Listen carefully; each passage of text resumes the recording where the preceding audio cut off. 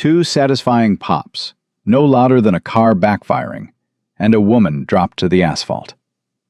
Blood pooled under silk. A black SUV tore out of the parking lot and disappeared. Marcus Cole didn't think. He ran. He pressed his dirty shop rag against a stranger's wound and felt her life leaking through his fingers. "I can't go," she whispered. "Not today. Please." He didn't know her name. He didn't know she was worth $2 billion. And he sure as hell didn't know that saving her life tonight would put a target on his own. But here's what nobody expected. What happened next didn't just change his life. It changed everything. If you want to see how far this story goes, drop the name of your city in the comments and subscribe so you don't miss a single part. Marcus Cole's hands hadn't stopped shaking since the alarm went off at 5:47 a.m.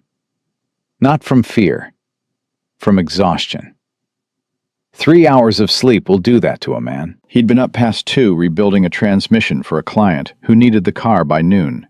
And before that, he'd been sitting at the kitchen table, staring at a stack of bills arranged in order of urgency. Electricity first, because Zoe needed the lights on for homework. Then the water. Then the shop insurance. Then everything else he couldn't afford. He splashed cold water on his face, gripped the edge of the bathroom sink, and stared at the man in the mirror. 34 years old. Looked 45. The gray at his temples had shown up the year Denise died, like his body decided to age 3 years in one, just to match the grief. "Daddy?" He turned. Zoe stood in the hallway, still in her pajamas, holding a piece of paper. "Hey, Zoe Bug, you're up early." "I made something for you." She held up the paper. A crayon drawing. A man in blue coveralls standing next to a car. A big yellow sun overhead, and the words, "My dad is the best mechanic," written across the top in wobbly letters. Marcus knelt down. "Mechanic," he corrected gently. "That's what I said." "You absolutely did." He pulled her into a hug, pressing his face against her braids so she wouldn't see his eyes getting wet. 7 years old, and she was already the strongest person he knew. "Okay," he said, standing up. "Breakfast. Let's move. We're not going to be late today." "We're always late." "Not today." "You said that yesterday."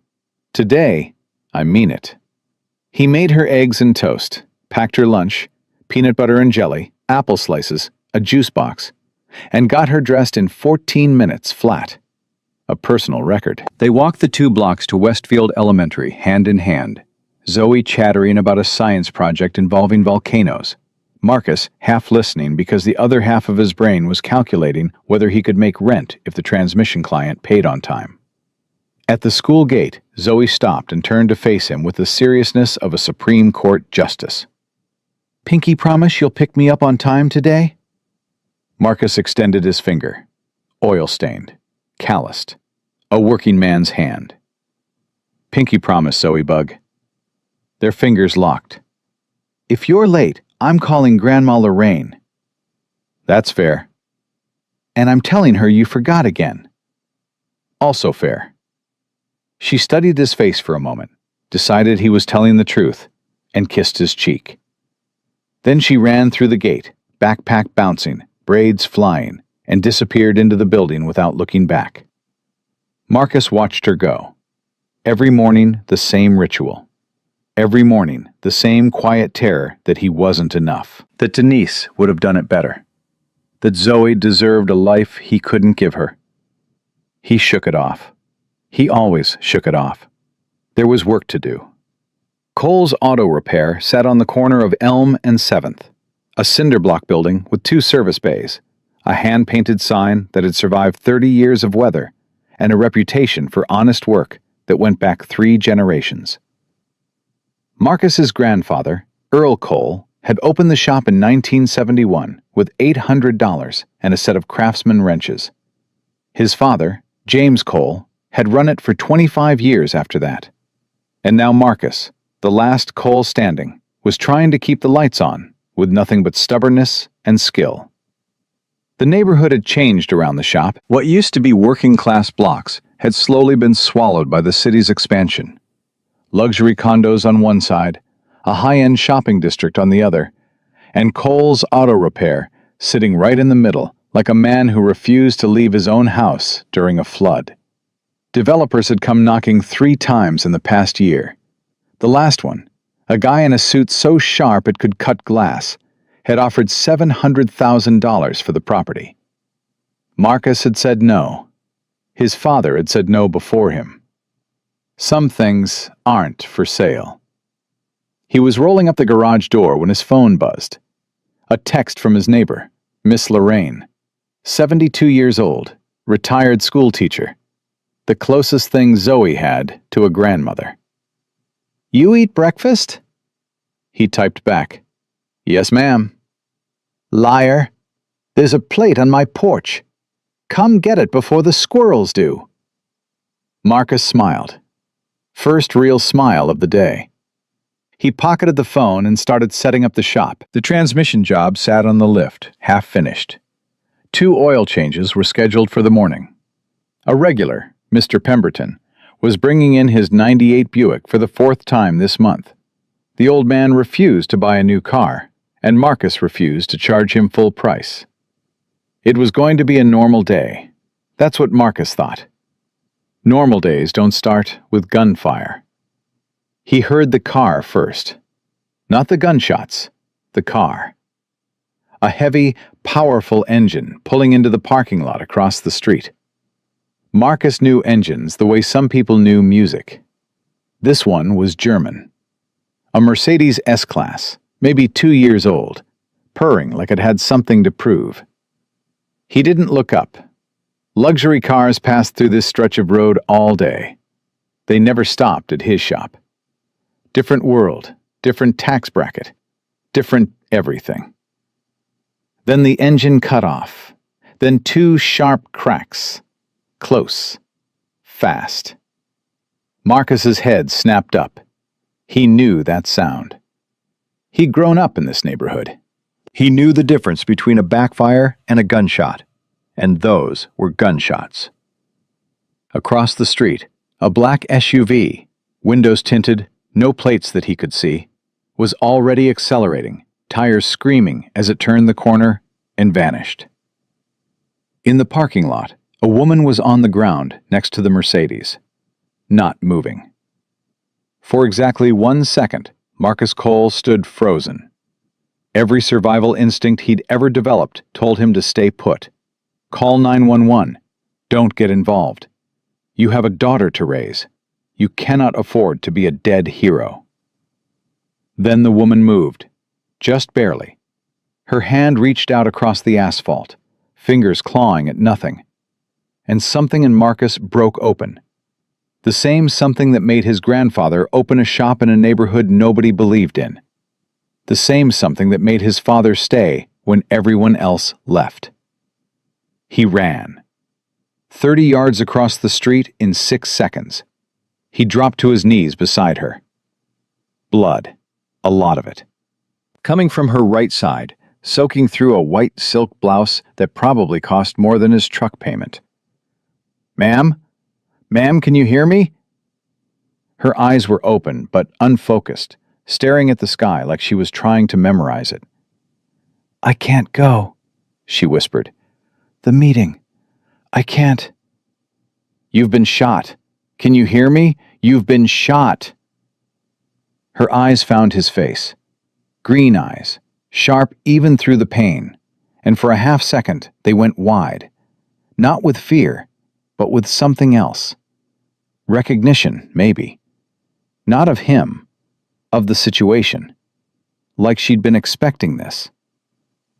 "They actually did it," she murmured. "Who did what? Ma'am, I need you to stay with me." Marcus yanked off his work shirt, balled it up, and pressed it hard against the wound. She screamed. He held firm. "I know it hurts. I'm sorry, but I gotta keep pressure on this." He fumbled for his phone with his free hand and dialed 911. The operator's voice was calm, professional, infuriating. 911, what's your emergency? I've got a woman shot in the parking lot at Elm and 7th. She's bleeding bad. I need an ambulance now. Sir, we're experiencing high call volume. There's been a multi-vehicle accident on the interstate. Estimated response time is 20 to 25 minutes. She doesn't have 25 minutes. Sir, I need you to apply pressure to the wound and keep the victim calm. Marcus hung up. 25 minutes. He looked down at the woman. Her face was going gray. The blood was coming faster now, soaking through his shirt, warm against his hands. What's your name? He asked. Vivienne. Her voice was barely there. Vivienne Laurent. Okay, Vivienne. I'm Marcus. I'm going to pick you up now and put you in my truck and drive you to the hospital. It's going to hurt. I'm sorry. No. Hospital. She grabbed his wrist with surprising strength. They'll find me there. They'll finish it. Who's they? Please. Her grip weakened. Her eyes were closing. Hey, Marcus tapped her cheek. Stay with me, Vivienne. Whoever they is, they're not here right now. I am. And I'm not letting you die in a parking lot. You understand me? She didn't answer. She was fading. Marcus made the calculation in 3 seconds. Hospital was 7 minutes by car. Ambulance was 25 minutes away. Every minute she lay here was a minute closer to dead. He scooped her up. She was lighter than he expected. He carried her across the street to his truck, a 2009 Ford F-150 with 187,000 miles, a cracked windshield, and an engine he'd rebuilt twice. He laid her across the back seat, kept his wadded shirt pressed against the wound, then got behind the wheel and pulled out of the lot so fast the tires left marks on the pavement. Vivienne, talk to me. Tell me something. Anything. 3,000. 3,000 what? People. 3,000 people depend on me. She coughed, and there was blood on her lips. If I die, they lose everything. Nobody's dying today. He ran a red light. Then another. A horn blared behind him. He didn't care. The meeting, Vivienne said, her voice drifting. City Hall, tomorrow morning. The clean energy contract. Don't worry about meetings right now. You don't understand. Her eyes opened, and for one clear moment, she was fully present, fully sharp, fully the woman who had built a $2 billion company from nothing. Raymond Cross tried to kill me. He wants my company. He wants the contract. And if I'm not at that signing tomorrow, he wins. 3,000 jobs gone. The whole project dead. Marcus glanced at her in the rearview mirror. Raymond Cross? The Raymond Cross? Everyone in the city knew that name. Cross Global Industries. Skyscrapers. Political donations. A face on the business section of every newspaper. The kind of man who smiled on camera and crushed people off it. He's been trying to buy me out for 2 years, Vivienne said. I said no. Every time I said no. So he escalated. You're telling me a billionaire just tried to have you assassinated in broad daylight? I'm telling you this city is run by men who think they can take whatever they want. She winced, clutching her side. And I'm the only one standing in his way. Marcus processed this while weaving through traffic. His mind was doing what it always did in a crisis. Working the problem, cutting away everything that didn't matter. Okay, he said. First we keep you alive. Then we deal with the rest. There is no we. You don't know what you're walking into. Lady, I'm already in my truck driving you to the hospital with your blood on my hands. I'm pretty much walked in. She almost laughed. It came out as a cough. He pulled into St. Catherine's Hospital emergency entrance, jumped out, and carried Vivian through the sliding doors, shouting for help. Blood on his arms, his shirt, his jeans. The triage nurse took one look, and everything moved fast. A gurney appeared, doctors appeared. Vivienne was rushed through double doors that swung shut in Marcus's face. And then he was standing there, alone, in a fluorescent-lit hallway, covered in a stranger's blood, breathing hard. A security guard approached him, hand on his radio. "Sir, what happened?" "Gunshot victim. I brought her in." "Are you injured?" "No, it's her blood." The guard looked him up and down. Black man, work clothes, covered in blood, standing in a hospital at 7:30 in the morning. Marcus knew what was being calculated behind those eyes. He'd seen it his entire life. "I'm going to need you to stay here, sir. The police will want to talk to you." "I'm not going anywhere," Marcus said, and sat down in a plastic chair against the wall. He stared at his hands. Vivian Laurent's blood was drying in the creases of his palms, turning brown at the edges. 3 hours ago, he'd been worried about making rent. Now, he was sitting in a hospital waiting room because a billionaire got shot in front of his shop and told him that one of the most powerful men in the city ordered the hit. His phone buzzed. Miss Lorraine again. "Squirrel's got the eggs. Your loss. Have a good day, baby." Marcus closed his eyes, took a breath. Then he did what he always did. He pushed the fear down, buried it under the work, and waited. 20 minutes later, the police arrived. The detective was a woman, tall, sharp-eyed, mid-40s, with a no-nonsense energy that reminded Marcus of his mother. She introduced herself as Detective Nora Shelton and sat down across from him with a notebook that looked like it had survived a war. "Mr. Cole, walk me through it." Marcus told her everything. The sound of the car, the gunshots, the black SUV, finding Vivian on the ground, driving her to the hospital, Shelton wrote without looking at the page, her eyes never leaving his face. "Did you see the shooter?" "No. Windows were tinted. The SUV was gone before I got across the street." "Did Ms. Laurent say anything to you?" Marcus hesitated. She'd said a lot. She'd said Raymond Cross tried to kill her. She'd said 3,000 people's jobs were at stake. She'd said things that could change everything if he repeated them to the wrong person. She said she couldn't die today, that people depended on her. Anything else? She was in and out of consciousness. She wasn't making a lot of sense. Shelton studied him for a long moment. Marcus held her gaze. He'd learned a long time ago that looking away made you look guilty, and being a black man in America meant you were already starting from guilty and working backward. "Mr. Cole, I'm going to be straight with you." "I'd appreciate that. A woman worth $2 billion gets shot, and the only witness is a man with no connection to her who just happened to be across the street. You understand how that looks." "I understand how it looks. I also understand I saved her life."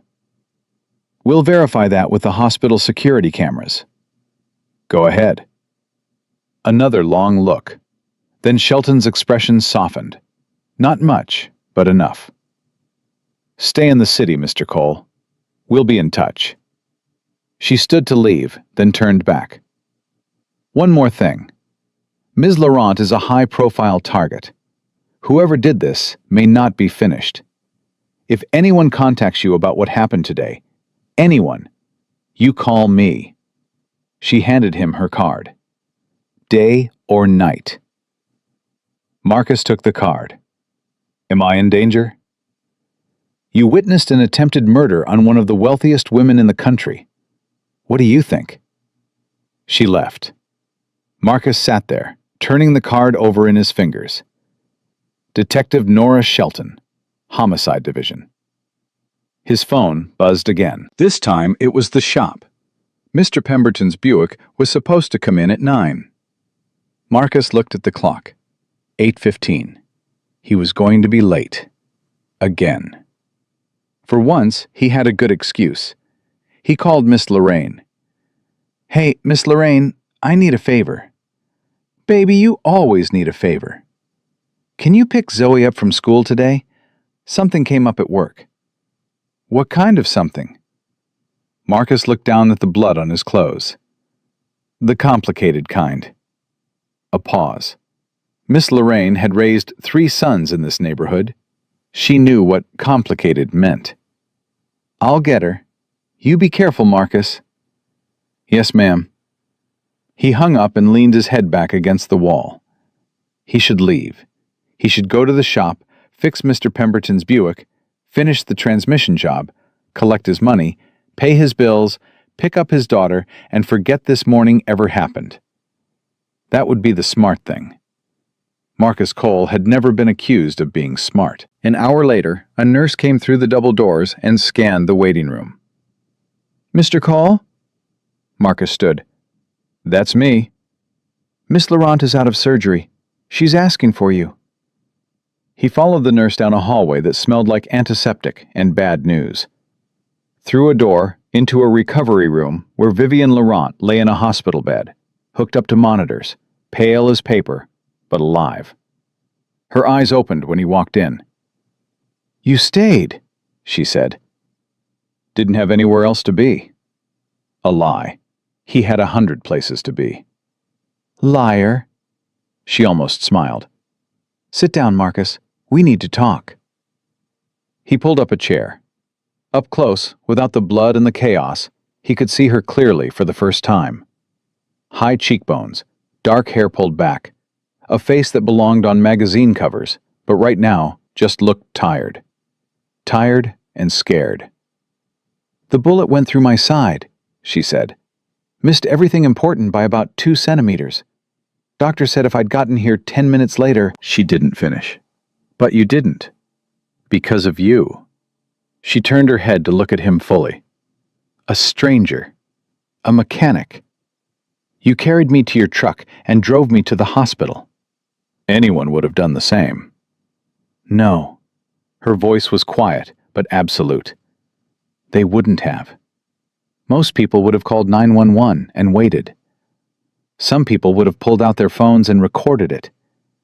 You picked me up and drove. Marcus didn't know what to say to that, so he said nothing. Vivian took a breath. I need to tell you something, and I need you to really hear me. What happened this morning wasn't random. It was ordered. A man named Raymond Cross has been trying to take my company for 2 years. I've refused every offer. Last week, I found evidence that he's been bribing city officials to block my clean energy contract, a project that would bring affordable power to half the underserved neighborhoods in this city. Your neighborhood, she added, watching his face. Elm Street. Westfield. All of it. Marcus felt something shift in his chest. Keep talking. Tomorrow morning, there's a signing ceremony at City Hall. The clean energy contract. If I'm there, I present the evidence, Cross is exposed, and 3,000 jobs are secured. If I'm not there, the contract goes to Cross Global by default. His version of the project is a shell. It guts the infrastructure, pockets the public funding, and delivers nothing to the communities that need it most. And he tried to kill you to make sure you wouldn't show up? Yes, Marcus sat with that for a long moment. He thought about Zoe's school, where the heating failed every January. He thought about Miss Lorraine's block, where the streetlights had been out for 6 months because the city said there was no budget for repairs.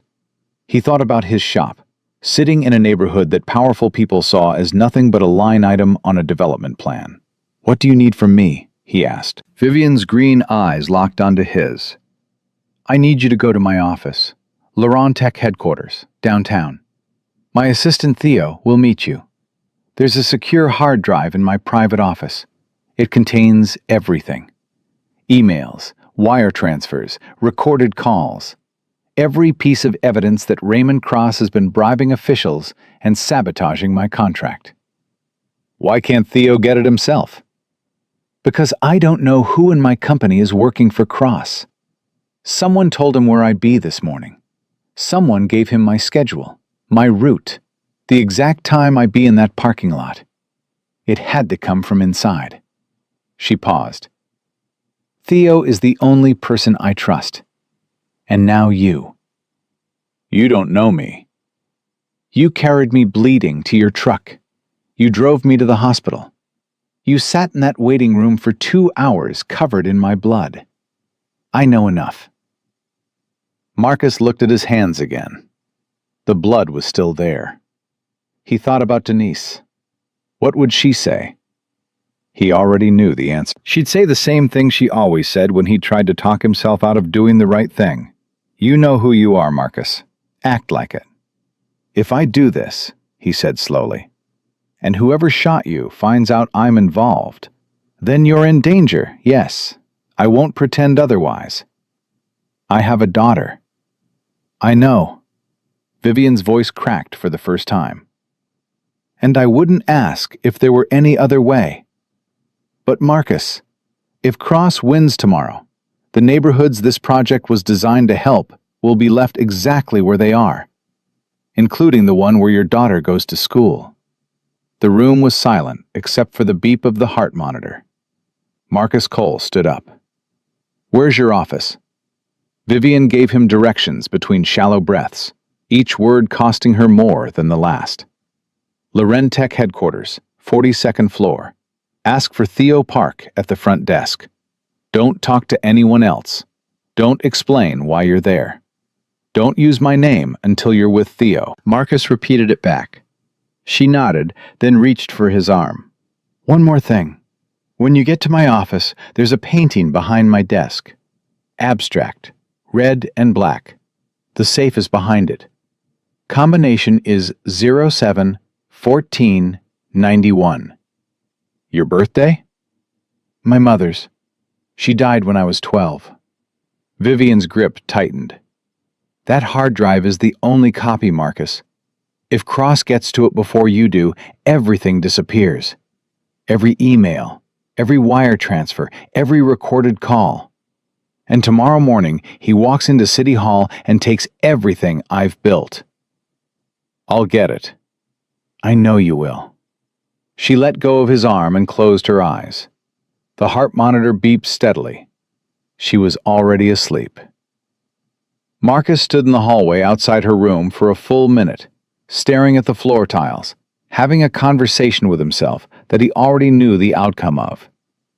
He could walk out of this hospital, go back to his shop, fix Mr. Pemberton's Buick, pick up Zoe, and pretend this morning was just a bad dream.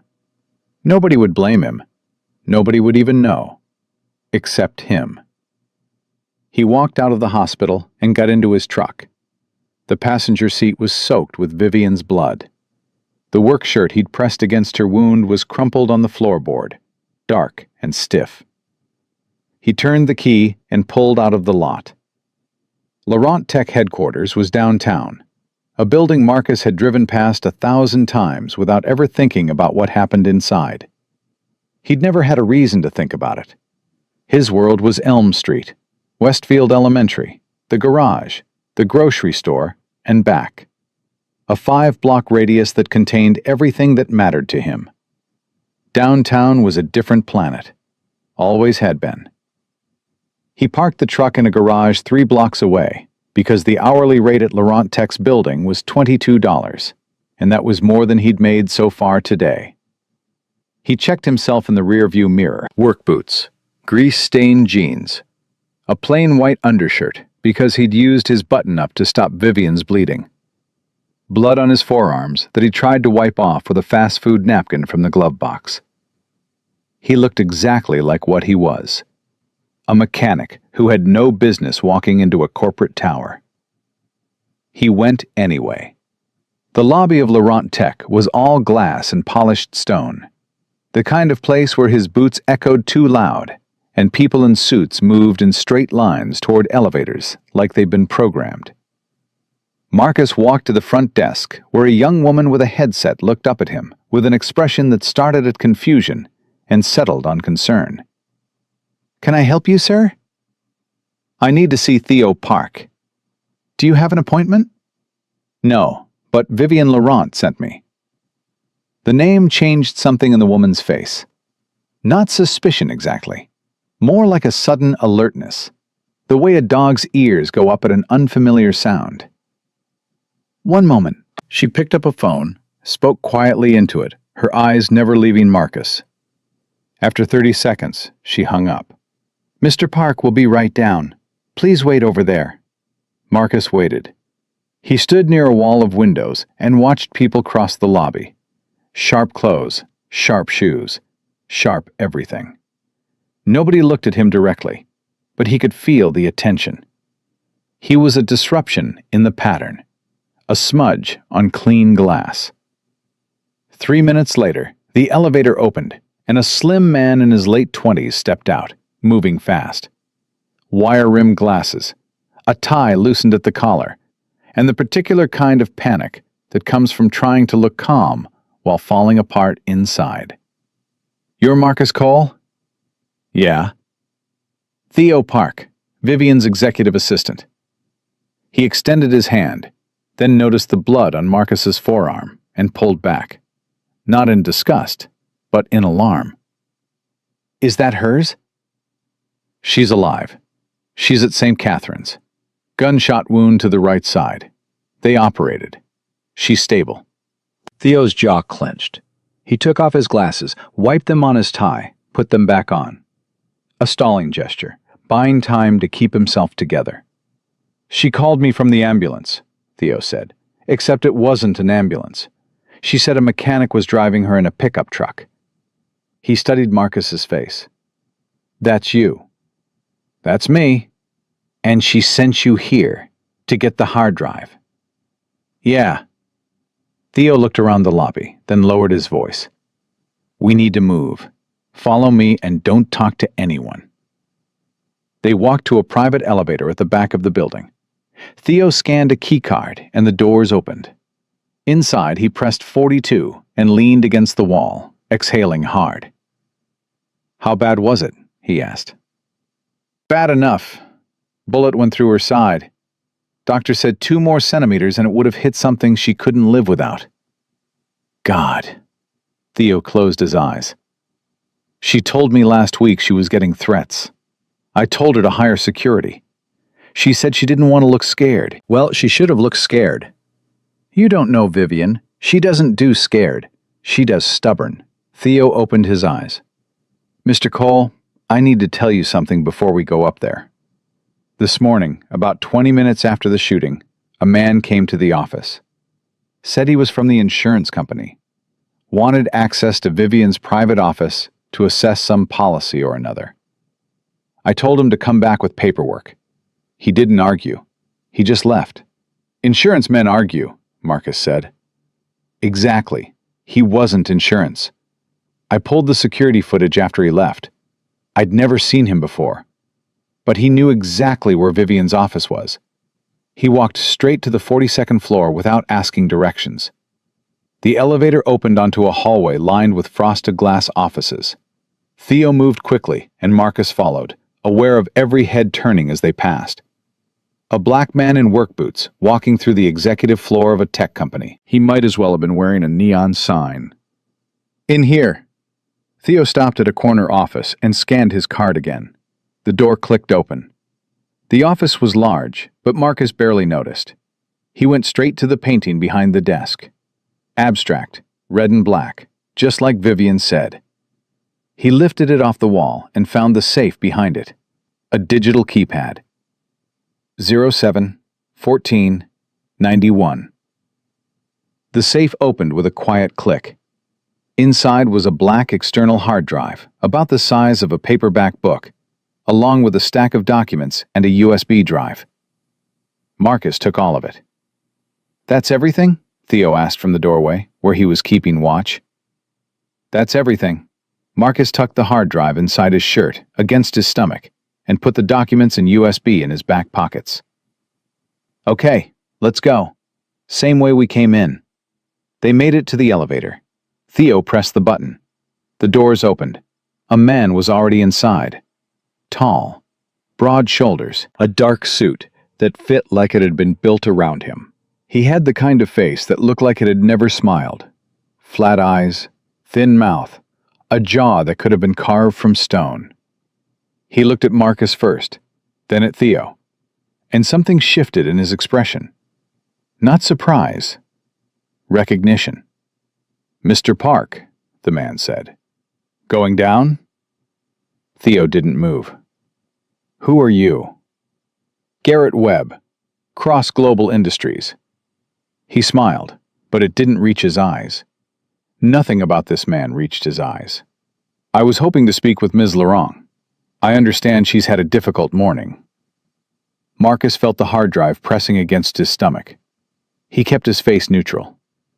34 years of being a black man in America had taught him how to keep his face neutral when everything inside was on fire. "Ms. Laurent isn't available," Theo said, his voice steady, but his hands trembling at his sides. "So I've heard." Garrett's flat eyes moved to Marcus. Lingered. "And you are?" "Nobody," Marcus said. "Nobody." Garrett repeated the word like he was tasting it. "Nobody walks into Laurent Tech headquarters in work boots and gets escorted to the executive floor by the CEO's personal assistant." He tilted his head. "You're the mechanic, the one from the parking lot." Marcus said nothing. "Interesting," Garrett said. "You know, Mr. Cross was very concerned when he heard about Miss Laurent's accident. He asked me to come personally to express his sympathies and see if there's anything Cross Global can do to help during this difficult time. You can tell Mr. Cross that Mrs. Laurent's company is fully operational and doesn't need his help," Theo said. "Now, if you'll excuse us." Theo stepped into the elevator. Marcus followed. Garrett didn't move to stop them, but as the doors began to close, he spoke again. "Mr. Cole." Marcus looked up. He hadn't given his name. Garrett smiled that empty smile. "Drive safe." The doors closed. Theo exhaled like he'd been holding his breath for a year. "He knew your name," Theo whispered. "Yeah, I caught that." "How did he know your name?" "Same way he knew which floor Vivienne's office was on. Same way he showed up 20 minutes after the shooting pretending to be insurance." Marcus's jaw was tight. Someone in this building is feeding him information. The elevator descended. Marcus could feel his heartbeat in his teeth. "Theo, when we get to the lobby, we split up. You go left, I go right. I parked 3 blocks east in the public garage. Don't follow me, and don't call me until you're somewhere safe." "What if he follows you?" "Then I'll deal with it." "Mr. Cole, this man, Garrett Webb, he has a reputation. People who get in Raymond Cross's way tend to have accidents. Car accidents. House fires. The kind of things that look random but aren't." "I've had a lot of things in my life that looked random but weren't." Marcus looked at Theo. "I'm not leaving that man with a clear path to this hard drive. Vivienne trusted me with it. That means something to me." Theo stared at him for a long moment. "She was right about you. She doesn't know me. She knows people. It's how she built a $2 billion company from nothing. She reads people the way you probably read engines." The elevator reached the lobby. The doors opened. Marcus went right. Theo went left. Marcus didn't look back. He walked through the lobby at a pace that was fast enough to cover ground, but slow enough not to draw attention. Out through the revolving doors. Down the block. Around the corner. Into the parking garage. Up the stairs to the 3rd level where his truck sat between a BMW and a Tesla, like a pit bull between 2 poodles. He was reaching for the door handle when he heard footsteps behind him. Fast. Deliberate. Marcus turned. Garrett Webb was 30 feet away, walking toward him with his hands in his pockets and that same dead smile on his face. "Mr. Cole, I think we should talk." "I don't think we should." "You have something that belongs to my employer." "I don't have anything that belongs to your employer. I have something that belongs to Vivienne Laurent, and she asked me to hold on to it." Garrett stopped about 10 feet away. "You're a mechanic. You fix cars. You pick your daughter up from school. You live a quiet, simple life. I respect that, Mr. Cole. I really do." His voice was calm, conversational, the voice of a man who had done this before. "But you've stepped into something that is much bigger than you, much more complicated, and much more dangerous. You're threatening me. I'm informing you. There's a difference. Not from where I'm standing." Garrett studied him. "What did she offer you? Money? A new shop? Women like Vivienne Laurent don't ask favors from men like you without offering something in return." "She didn't offer me anything." "Then why are you doing this?" Marcus opened his truck door. "Because somebody had to." "That's a nice sentiment. It's going to get you hurt." "Wouldn't be the first time." Marcus got in the truck, started the engine, and backed out of the space. In the rear-view mirror, Garrett Webb stood perfectly still, watching him go, already reaching for his phone. Marcus drove 4 blocks before his hands started shaking. He pulled over, gripped the steering wheel, and breathed. In through the nose, out through the mouth. The way Denise had taught him during Zoe's colicky first year, when he'd been so sleep-deprived he thought he was losing his mind. "Okay," he said out loud. "Okay. Think." Garrett knew his name. Garrett knew he had the hard drive, which meant Raymond Cross would know within minutes, if he didn't already. Which meant Marcus Cole, mechanic, single father, owner of a struggling garage on Elm Street, was now a target. He thought about Zoe. His stomach dropped.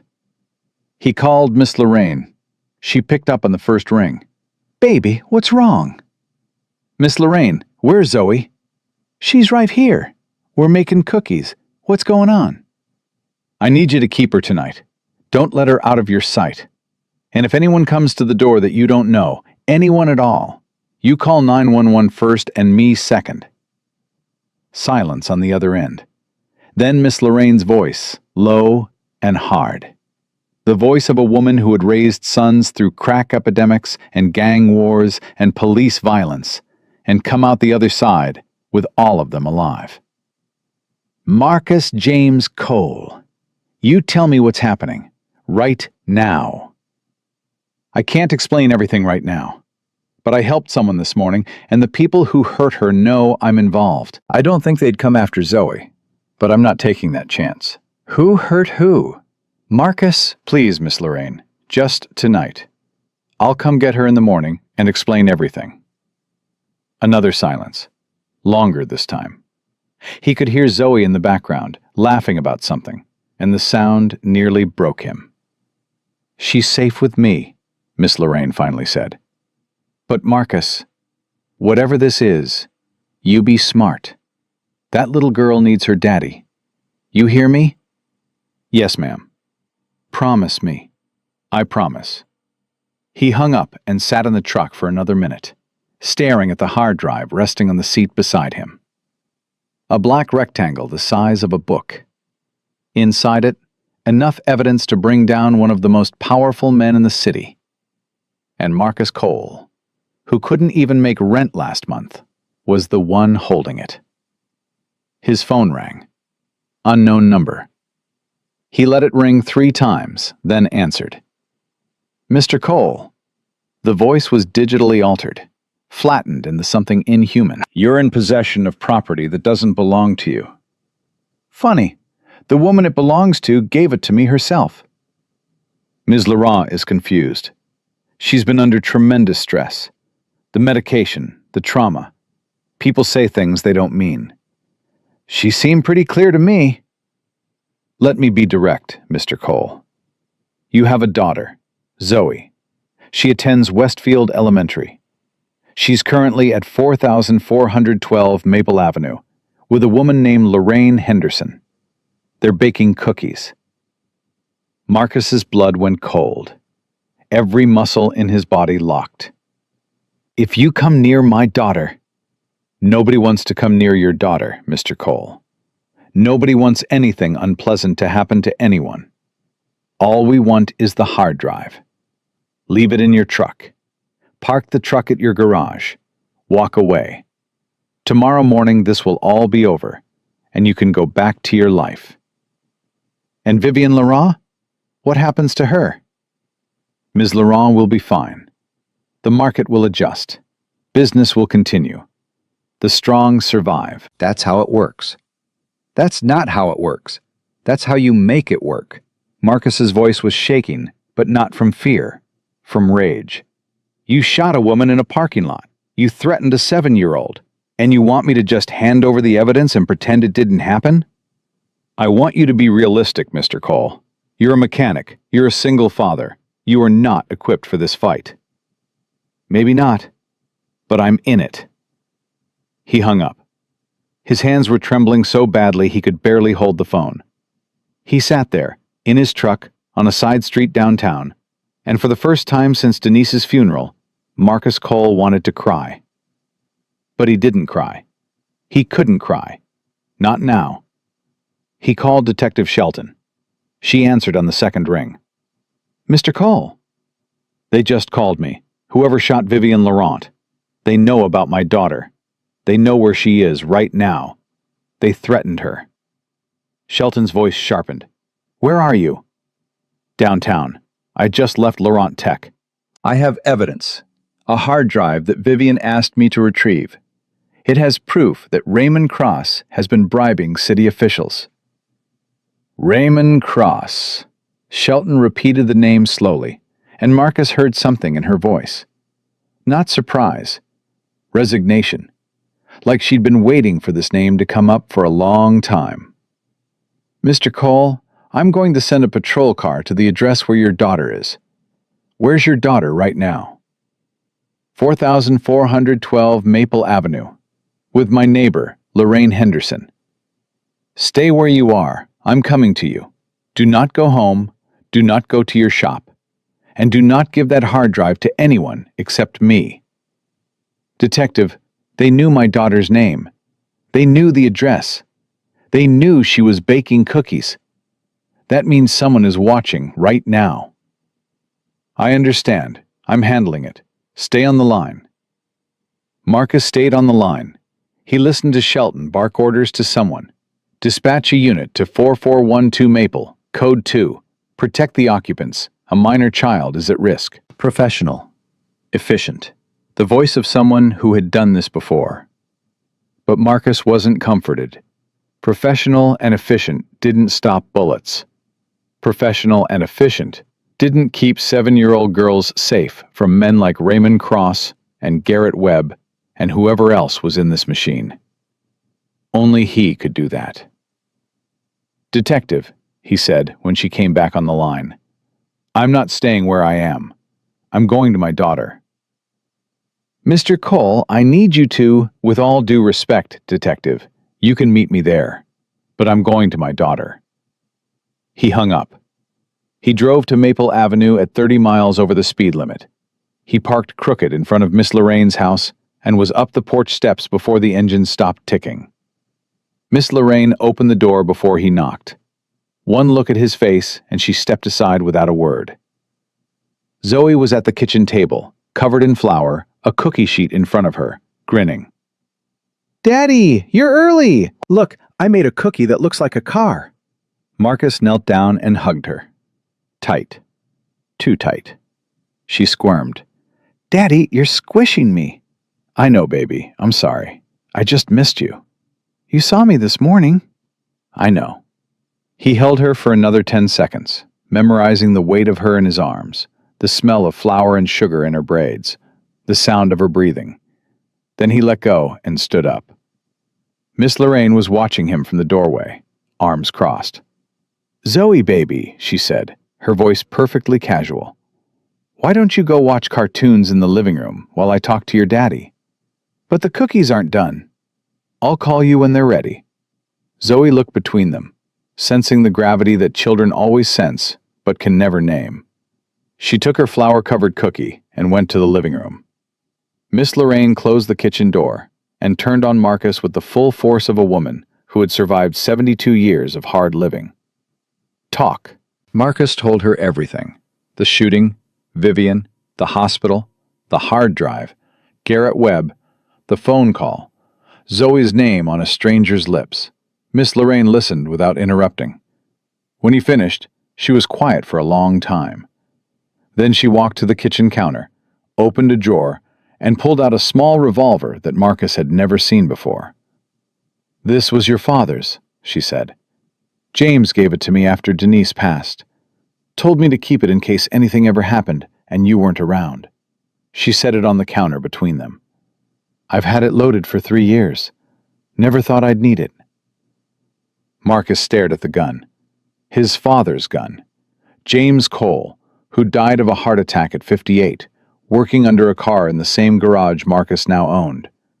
A man who'd never made more than $40,000 a year in his life, but who'd kept his family fed, his shop open, and his dignity intact through every storm. "Miss Lorraine, I can't ask you to." "You're not asking, I'm telling. That baby stays here tonight. Anyone comes through that door who shouldn't be here, they'll wish they hadn't. Now." She picked up the gun and held it with the easy familiarity of someone who knew exactly how to use it. "You go do what you need to do. And Marcus?" "Yes, ma'am?" "You come back to that little girl. Whatever happens tonight, you come back." 20 minutes later, Detective Shelton arrived with a patrol car. Marcus met her on the porch and handed over the hard drive. Shelton turned it over in her hands. "Do you know what's on this?" Vivian said it's evidence. Emails, wire transfers, recorded phone calls. Proof that Raymond Cross bribed city officials to sabotage her clean energy contract. "And she gave this to you, a man she met 3 hours ago." "She didn't have anyone else to give it to." Shelton looked at him. Really looked at him. And for the first time, her expression wasn't professional or skeptical.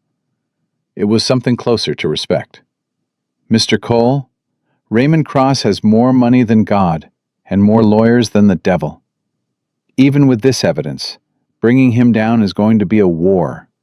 You understand that?" "I understand that a man tried to kill a woman this morning and then threatened my daughter. I don't need to understand anything else." Shelton nodded.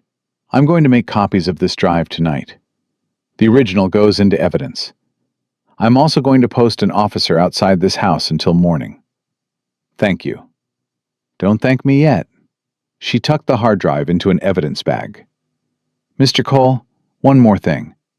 Vivian Laurent's counterproposal for the clean energy contract, the one she was going to present at City Hall tomorrow, do you know what it includes?"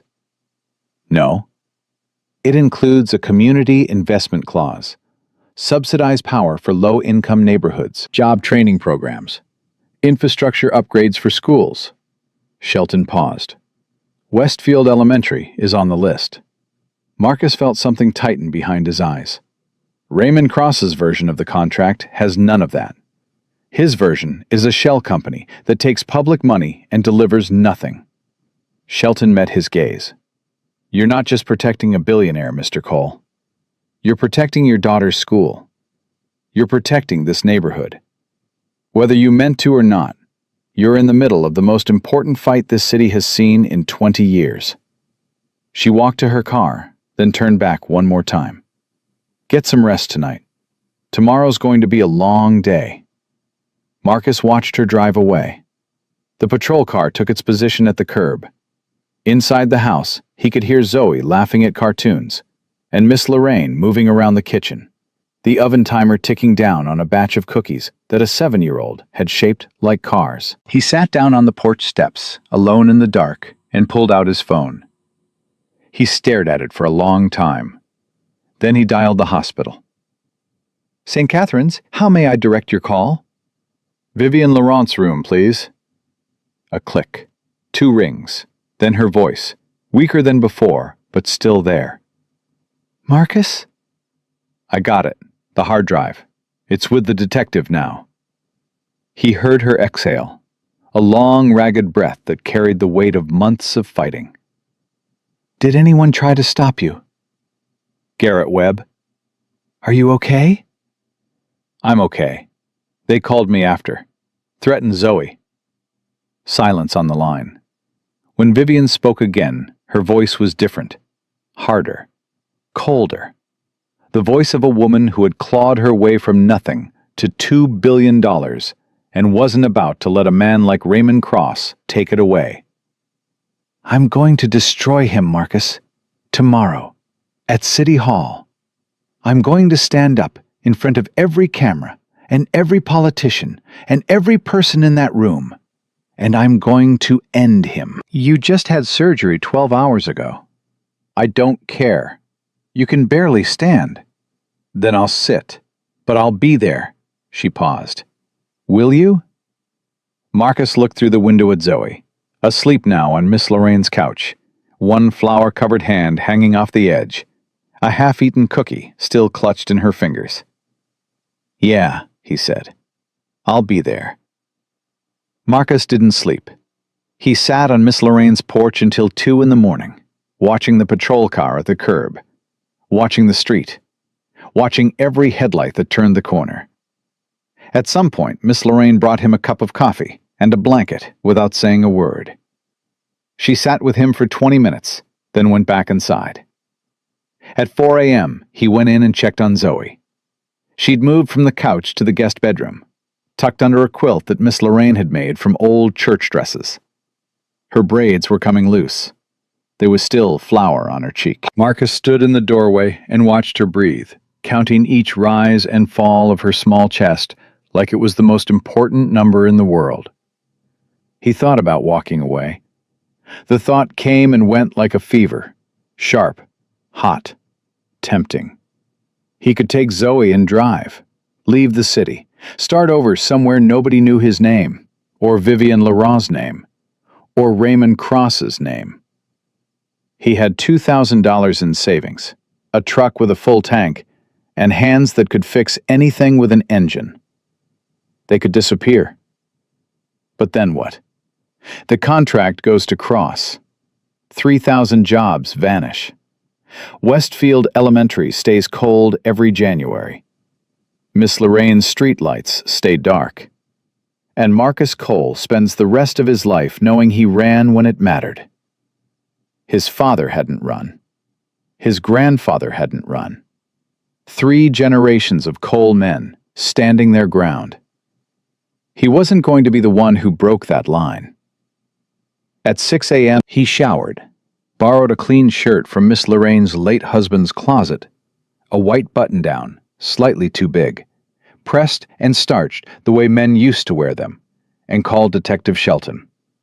"We made copies of the drive," Shelton said, without preamble. 3 copies, one with the DA's office, one with federal investigators, one in my safe. The original is logged in evidence. "And the signing ceremony?" 9 a.m. at City Hall. The mayor, the city council, representatives from both Laurent Tech and Cross Global. Press will be there. Cameras everywhere. "Is Vivian cleared to go?" "I spoke with her surgeon an hour ago. He strongly advised against it. She told him she was going if she had to crawl. The hospital is preparing to discharge her against medical advice." Shelton paused. "She's asking for you, Mr. Cole." "I know. You don't have to do this. You've done enough. More than enough." "Detective, they threaten my daughter. They know where she sleeps. I'm not done until the man who ordered that is in handcuffs." Shelton was quiet for a moment. "I'll have plainclothes officers inside City Hall. If Cross makes any kind of move, we'll be ready. But Mr. Cole, the evidence on that drive is strong, but it's not a conviction. Not yet. Cross has the best lawyers money can buy. Today is about exposure, not arrest. You understand the difference?" "I understand that if the world sees what he's done, he can't hide from it. That's enough for now." "All right. Pick up Ms. Laurent at St. Catherine's by 7:30. I'll meet you both at City Hall at 8. Marcus hung up and went to the kitchen, where Ms. Lorraine was already making breakfast. Eggs, grits, toast, bacon. The smells of his childhood. "You're going," she said, not a question. "Yes, ma'am." In my Herald shirt. If that's okay. She looked at him. Really looked. The way she'd looked at him when Denise died. The way she'd looked at him the day he brought Zoe home from the hospital. Tiny and screaming and motherless. The way a woman looks at a man she helped raise when she knows he's about to walk into something that might break him. Harold would have been proud to see you wear it. She turned back to the stove. Eat your breakfast. You can't fight on an empty stomach. He ate. He kissed Zoe goodbye while she was still sleeping, pressing his lips to her forehead, whispering a promise he intended to keep. I'll be back, Zoe Bug. Pinky promise. Then he drove to St. Catherine's Hospital. Vivian was already dressed when he arrived, or trying to be. A nurse was helping her into a dark blue suit jacket, and every small movement made her wince. The bandages around her torso were visible beneath her blouse when she shifted. Her face was pale, drawn tight with pain she was refusing to acknowledge. You look terrible, Marcus said from the doorway. Thank you. You look like a mechanic wearing a dead man's shirt. Close. It belonged to my neighbor's late husband. It suits you. She managed a thin smile, then lost it as another wave of pain hit. She gripped the edge of the bed and breathed through it. The nurse moved to steady her. Ms. Laurent, I really must advise. I heard the advice. I'm going. Marcus stepped into the room. Can you walk? I can walk. Without passing out? Probably. That's not a yes. It's the best I've got. She straightened up, and Marcus saw it again. The thing he'd seen in the parking lot. The thing that had made him carry a bleeding stranger to his truck. Determination. Not the boardroom kind. Not the corporate kind. The survival kind. The kind that came from having nothing and building everything and refusing to watch it burn. Then let's go, Marcus said. He drove. Vivian sat in the passenger seat of his truck, her eyes closed, her hand pressed against her side. She didn't complain. She didn't talk about the pain. Instead, she talked about the contract. The Clean Energy Project covers 12 neighborhoods, subsidized power rates for families below the poverty line, job training for installation and maintenance, infrastructure upgrades for schools and community centers. She opened her eyes. Your daughter's school is on the list. Detective Shelton told me. Cross's version is a joke.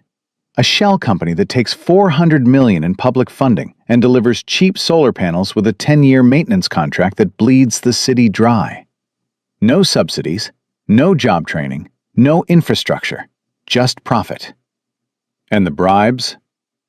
3 city council members, the deputy mayor, 2 inspectors from the Energy Commission.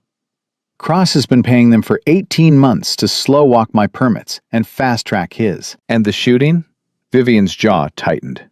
I can't prove he ordered it. Not yet. The emails on the drive reference removing obstacles and ensuring compliance, but nothing explicit. Garrett Webb is a contractor. He's 3 layers removed from Cross on paper. But you know. I know. Her voice was cold and certain. Raymond Cross looked me in the eye at a fundraiser 6 months ago and told me I was making a mistake, that I should take his offer and walk away while I still could. I told him I don't walk away from anything. The next morning, my car's brake lines were cut. I drove to work and nearly went through an intersection at 60 miles an hour. Marcus gripped the steering wheel. And you didn't go to the police? I went to the police. They investigated. They found nothing. Cross covers his tracks. He's been doing it for 30 years. She turned to look at Marcus. That's why the hard drive matters. It's the first time anyone's had real evidence, not rumors, not suspicions. Proof. And today?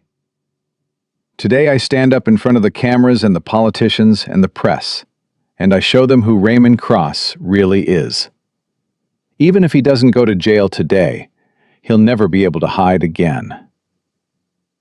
They arrived at City Hall at 8:15. The building was already buzzing. News vans parked along the street, photographers staking positions on the steps, staffers moving in and out with a hurried importance of people who worked near power. Marcus parked the truck in a loading zone because there was nowhere else, and because he'd stopped caring about parking tickets approximately 24 hours ago. Detective Shelton was waiting at the side entrance with a plainclothes officer Marcus didn't recognize. She looked at Vivian's condition and didn't hide her concern. "Ms. Laurent, are you sure about this?" "If one more person asks me that, I'm going to scream, and that will definitely reopen my stitches." Shelton almost smiled. Almost. "The ceremony is scheduled for 9. The mayor will open, followed by presentations from both parties. Cross is already inside. He arrived 20 minutes ago with a full legal team and Garrett Webb." Marcus's stomach tightened at the name. "Webb is here?" "Front row, sitting there like he owns the place." Shelton looked at Marcus. "He won't try anything in a room full of cameras and cops, but stay alert." They entered through the side door and walked down a corridor toward the main chamber. Marcus could hear the murmur of a crowd growing louder with each step. Vivian was moving slowly, each step deliberate, her hand pressed against her side. Twice she stumbled. Twice Marcus caught her arm. She didn't thank him. She didn't need to. At the door to the chamber, she stopped. "Marcus?" "Yeah?" "When we go in there, it's going to get ugly. Cross will deny everything. His lawyers will attack my credibility. They'll attack yours. They'll say I fabricated the evidence. They'll say you're a nobody who got caught up in a rich woman's delusions." She looked at him. "Are you ready for that?" "I've been a black man in America for 34 years. I've been called a nobody my whole life. Hasn't stopped me yet." Something shifted in Vivian's eyes. Not pity, not sympathy. Recognition. The look of one fighter seeing another. "Let's go." They walked in. The chamber was packed. Marcus counted maybe 200 people. Council members, staffers, press, cameras, executives in suits that cost more than his truck. At the front, a long table faced the room. The mayor sat at the center, a polished man in his 60s who smiled for cameras with the practiced ease of someone who'd been doing it for decades. To his left, the Cross Global delegation. 5 people in dark suits, all sharp edges and cold confidence. Raymond Cross sat at the end, silver-haired, broad-shouldered, the kind of man who filled a room just by existing. Beside him, Garrett Webb, motionless, watching the door. Webb saw Marcus first. Their eyes locked across the room. Webb didn't smile this time. He just looked, the way a predator looks at something it's already decided to eat. Vivian walked to the Laurent Tech side of the table. 2 of her executives were already there. Theo Park, who looked like he hadn't slept either, and a woman Marcus didn't know. Vivian sat down carefully, every movement controlled, betraying nothing of the pain Marcus knew she was in. Marcus stood against the wall near the back, next to Shelton's plainclothes officer. He was the only person in the room in work boots. He was aware of every eye that landed on him, every head that tilted in curiosity or confusion or dismissal.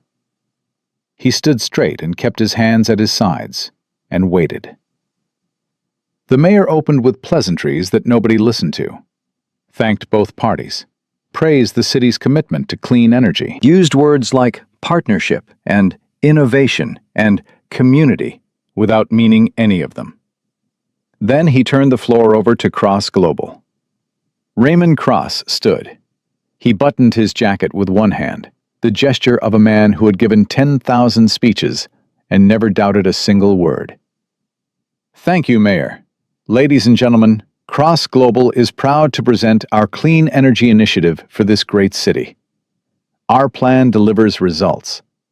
Affordable solar infrastructure, job creation, and a sustainable energy grid, all within budget and ahead of schedule. He spoke for 12 minutes, polished, confident, every number perfect, every promise gleaming. Marcus watched the council members nod along. He watched the mayor smile. He watched the press scribble in their notebooks. This was how it worked.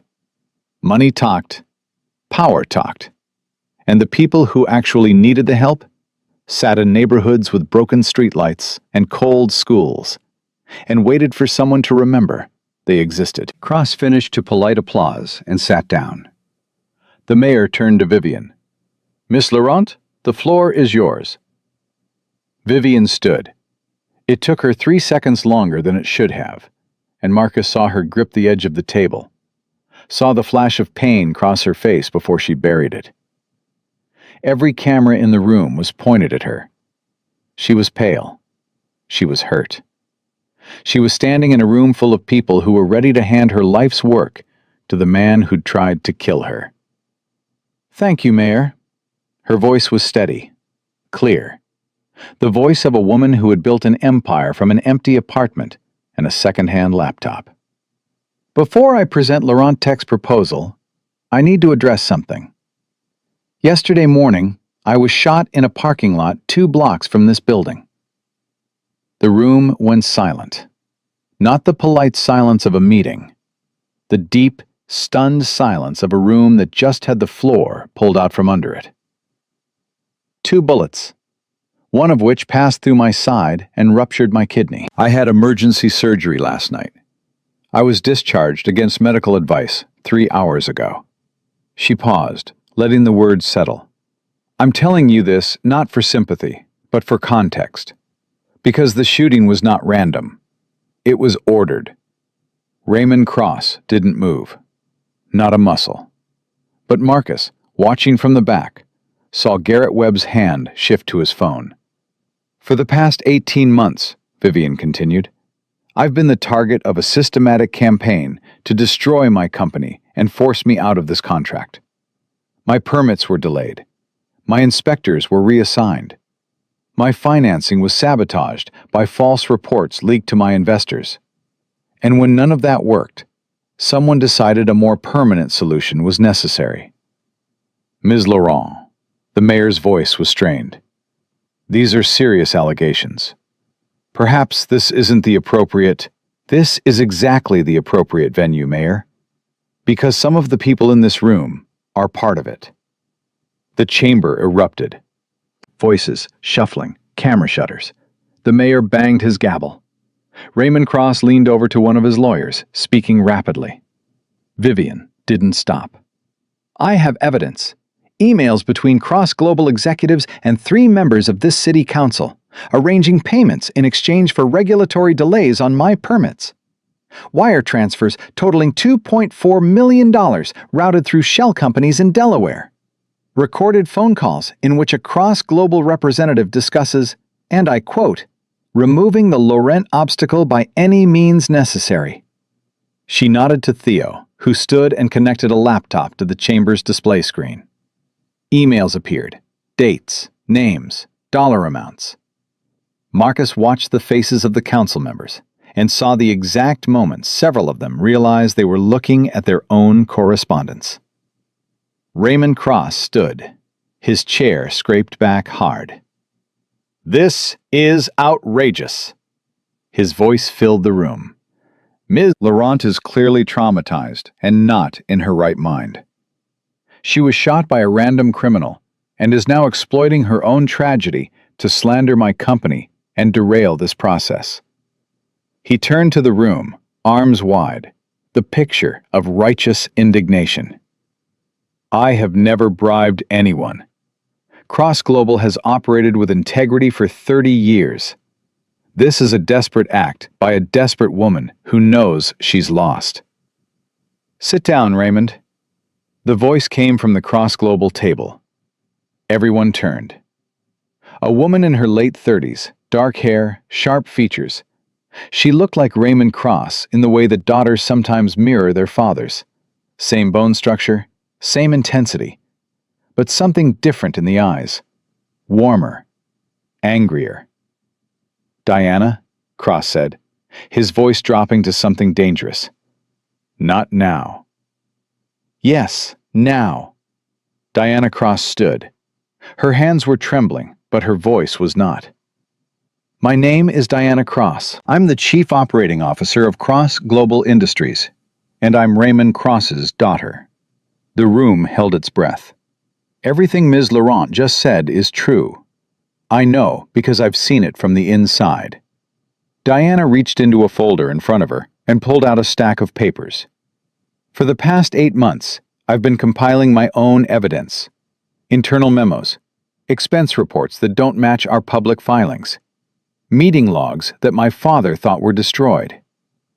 Diana, Raymond Cross's voice was a blade. Stop talking. Right now. I'm done stopping, Dad.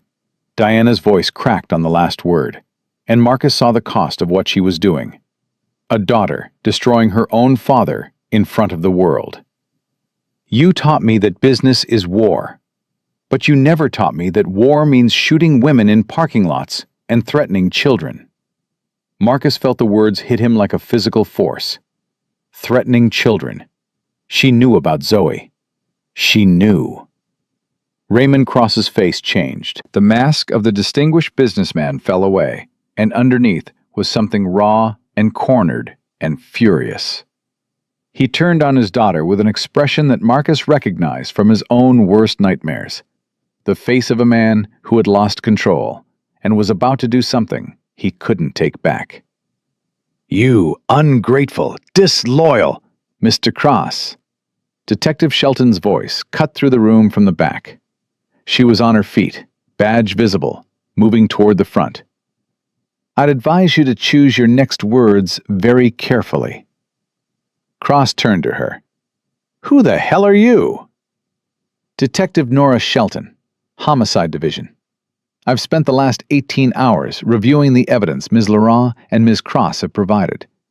Combined with the testimony of 3 cooperating witnesses, I have enough to proceed. She stopped in front of Raymond Cross, and the room was so quiet, Marcus could hear the camera shutters clicking like insects. Raymond Cross, you are under arrest on suspicion of conspiracy to commit murder, bribery of public officials, and racketeering. You have the right to remain silent. Cross didn't move. For a long, terrible moment, he stood there, staring at Shelton, staring at his daughter, staring at Vivian, who had not sat down, who was gripping the table with white-knuckled hands and shaking with pain and adrenaline, but standing, still standing. Then Cross turned and looked directly at Marcus, across the entire room, past the cameras, past the lawyers, past his own daughter. He found the mechanic in the work boots and the borrowed shirt, standing against the back wall, and he stared at him with an expression of pure, distilled hatred. You, Cross said quietly. A mechanic. A nobody. You think you've won something? Marcus held his gaze. He didn't flinch. He didn't look away. 34 years of being looked through, talked down to, dismissed, underestimated. 34 years of being told he was nobody. He held Raymond Cross's stare the way his father had held the stares of every man who'd ever tried to make him feel small. I'm not nobody, Marcus said. I'm the man who was there. Shelton cuffed Raymond Cross in front of 200 people and 16 cameras. Garrett Webb was detained at the door by 2 plainclothes officers before he could reach the exit. The chamber descended into controlled chaos. Lawyers shouting, reporters surging forward, council members scrambling. And through it all, Vivian Laurent remained standing. Marcus pushed through the crowd toward her. She saw him coming, and something in her face finally broke. The armor, the steel, the billion-dollar fortress she'd built around herself. For one unguarded moment, she was just a woman who had been shot and betrayed and terrified, and who had stood up anyway, because 3,000 people were counting on her. It's done, she said when he reached her. It's done. Her legs buckled. Marcus caught her. She grabbed the front of his borrowed shirt, Harold's shirt, and held on. Her forehead pressed against his chest, and she breathed. One long, shaking breath that carried the weight of everything she'd been holding. "I need to sit down," she whispered. "Yeah, you do." He helped her into a chair. Theo was there immediately. Water, phone, a dozen urgent questions. The mayor was calling for order. Diana Cross was sitting alone at the Cross Global table, staring at the empty chair where her father had been, tears running down her face without sound. Marcus stepped back. This wasn't his world. These weren't his people. He was a mechanic from Elm Street who fixed engines and packed lunches and made pinky promises to a 7-year-old girl. He'd done what he came to do. He turned to leave. "Marcus!" Vivian's voice stopped him at the door. He turned back. She was looking at him across the chaos of the room, past the cameras and the reporters and the wreckage of Raymond Cross's empire. "Thank you," she said. He nodded once. Then he walked out of City Hall, down the steps, past the news vans and the photographers, into the morning sunlight. He got into his truck, sat behind the wheel, and called Miss Lorraine. "It's over," he said. "I'm coming to get my daughter." Miss Lorraine was standing on the porch when he pulled up. Zoe was beside her, backpack on, lunchbox in hand, ready for school like it was any other Thursday morning. Marcus got out of the truck, and Zoe ran down the steps and threw herself into his arms so hard it nearly knocked him backward. "Daddy, Miss Lorraine let me have cookies for breakfast." "Did she now?" "She said it was a special occasion." Marcus looked over Zoe's head at Miss Lorraine, who shrugged with the unapologetic authority of a woman who had earned the right to spoil other people's children. "It was a special occasion," Miss Lorraine said. "Her daddy came home." Marcus carried Zoe to the truck, buckled her in, and walked back to the porch. He stood in front of Miss Lorraine and didn't say anything for a moment because the words were stuck somewhere between his chest and his throat, jammed up like a transmission with no fluid. "Thank you," he finally managed. "Boy, don't you thank me. You did what your father would have done, what your grandfather would have done." She put her hand on his cheek, the way she'd done since he was 9 years old. "Now go take that baby to school. And Marcus." "Yes, ma'am." "Get some sleep tonight. You look like death warmed over." He took Zoe to school. They were late, of course. At the gate, Zoe turned to him with her Supreme Court face. "You broke your pinky promise yesterday." "I know, Zoe Bug. I'm sorry." "Miss Lorraine said you were helping someone." "I was." "Was the person okay?" Marcus thought about Vivienne standing at that podium, shaking, bleeding through her bandages, refusing to sit down. "Yeah, baby. The person was okay." "Good." Zoe extended her pinky. "New promise. Today you pick me up on time." Pinky promise. Their fingers locked. She studied his face, satisfied, and ran through the gate. Marcus drove to the garage. He hadn't been there since yesterday morning, which felt like a lifetime ago. The shop was exactly as he'd left it. Door half open, the transmission job still on the lift. Mr. Pemberton's appointment missed. He checked his phone. 4 missed calls from clients. A text from Mr. Pemberton that said, "Buick's making that noise again. No rush, son. I know you're busy." No rush. Mr. Pemberton, who drove the same car he'd owned since Clinton was president, who came in every month with a new rattle and always paid in cash and always asked about Zoe. These were the people Marcus's life was built around. Not billionaires, not boardrooms. People who said, "No rush," and meant it. He went to work. He put on his coveralls. He slid under the transmission job and let his hands do what they knew how to do. Bolts and bearings and gaskets, things that made sense, things that followed rules, things that didn't shoot at you or threaten your daughter. By noon, the news had broken everywhere. Marcus knew because his phone wouldn't stop buzzing. Texts from people he hadn't heard from in years. A call from his cousin in Atlanta. Miss Lorraine texting him a link to the news with the message, "Baby, is that you?" He didn't look at any of it. He finished the transmission, called the client, moved on to an oil change. Grease under his fingernails. Honest work. The only language he'd ever been fluent in. At 2:15, a taxi pulled up outside the garage.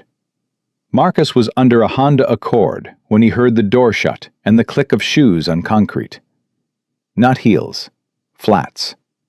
Slow, careful steps.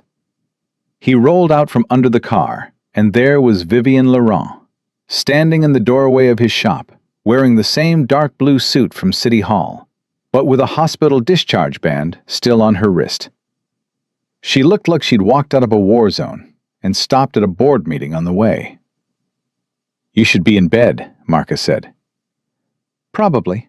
She looked around the garage, at the tools on the pegboard, at the oil stains on the floor, at the hand-painted sign above the door that read, "Cole's Auto Repair, EST 1971. So this is it. This is it. It's smaller than I expected. Most things are. She walked to the workbench and picked up a framed photograph sitting between a torque wrench and a can of WD-40. Marcus and Denise on their wedding day. Marcus in a rented suit that didn't fit. Denise in a white dress she'd found at a thrift store and altered herself.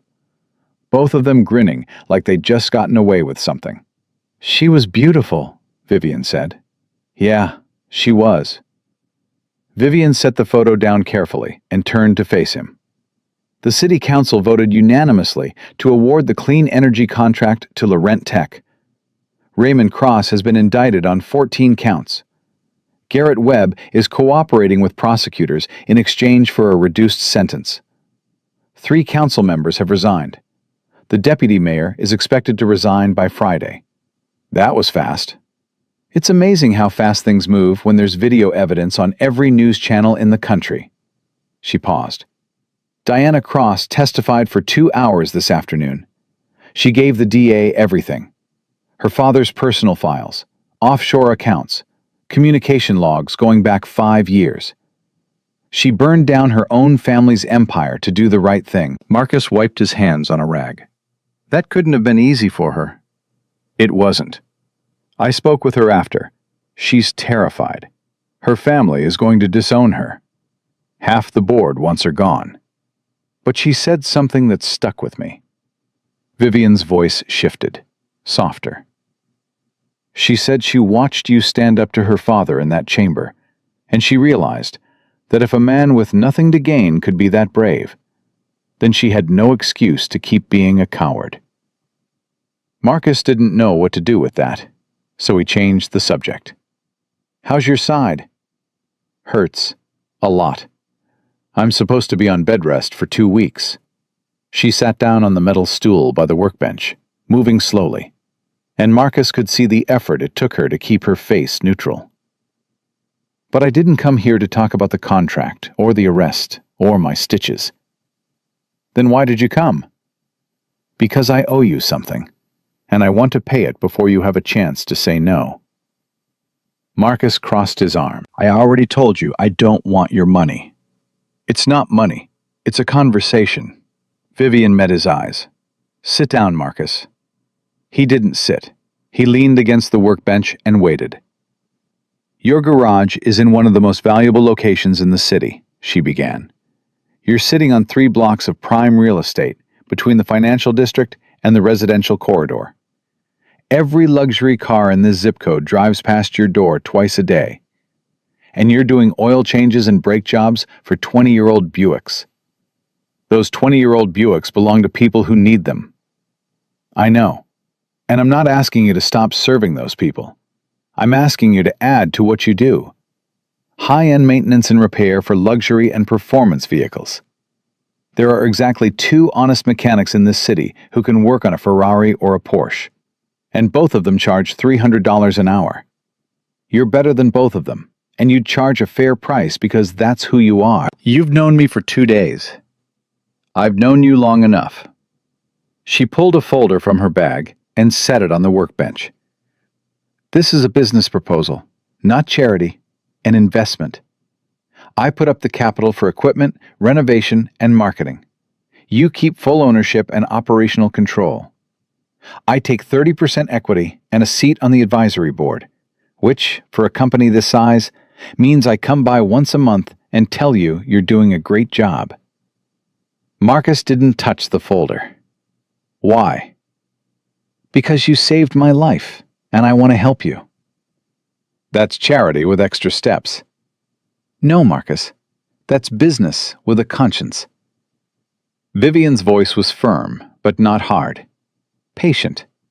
The voice of someone who'd pitched 1,000 deals, but had never meant one this much. I ran the numbers. Your location alone is worth a fortune. With the right equipment, you could triple your revenue in the first year. You could hire people from this neighborhood. You could give Zoe stability. The name hit him where she knew it would. He looked away. Don't use my daughter to close a deal. I'm not closing a deal. I'm telling you the truth. You've been drowning for 3 years, Marcus. Since Denise died, you've been keeping your head above water through pure stubbornness. And it's working, barely. But for how long? What happens when the truck breaks down and you can't afford to fix it? What happens when Zoe needs braces, or a computer for school, or wants to play soccer and you can't cover the registration fee? I'll figure it out. I always figure it out. I know you will. But you shouldn't have to figure it out alone. Vivian leaned forward, wincing at the movement, but not stopping. Marcus, I grew up with nothing. My mother died when I was 12. I lived in 4 different foster homes before I turned 18. I started my company with a borrowed laptop and $600 in a checking account. I know what it feels like to do everything alone, and I know that the hardest thing in the world is accepting help when you've spent your whole life proving you don't need it. The garage was quiet. Outside, a car passed. A dog barked somewhere down the block. Marcus stared at the folder on the workbench and thought about his father, who'd stood in the same spot for 25 years and never once asked anyone for a dime. My dad would have said no, Marcus said quietly. Your dad didn't have a billionaire walk into his shop 2 days after he saved her life. He would have still said no. Then maybe your dad was wrong. Marcus looked at her sharply. Nobody talked about James Cole like that. Nobody. But Vivian held his gaze without flinching. I mean that with respect. Your father was a great man. He built this shop. He raised you. He kept his family together. But pride is not a business strategy, Marcus, and stubbornness is not a retirement plan. The words landed like a wrench on concrete. Hard. True. The kind of true that hurts because you've been avoiding it. Marcus picked up the folder. He didn't open it. He held it in his hands and felt the weight of it, not the paper, but the possibility. A different life. A shop that didn't just survive, but thrived. Zoe with new shoes whenever she needed them. College fund. Health insurance. The kind of security his father never had, and his grandfather never dreamed of. I need to think about it, he said. Take all the time you need. And I have conditions. I'd expect nothing less. I stay head mechanic. I hire who I want, and Mr. Pemberton gets his Buick fixed for free for the rest of his life.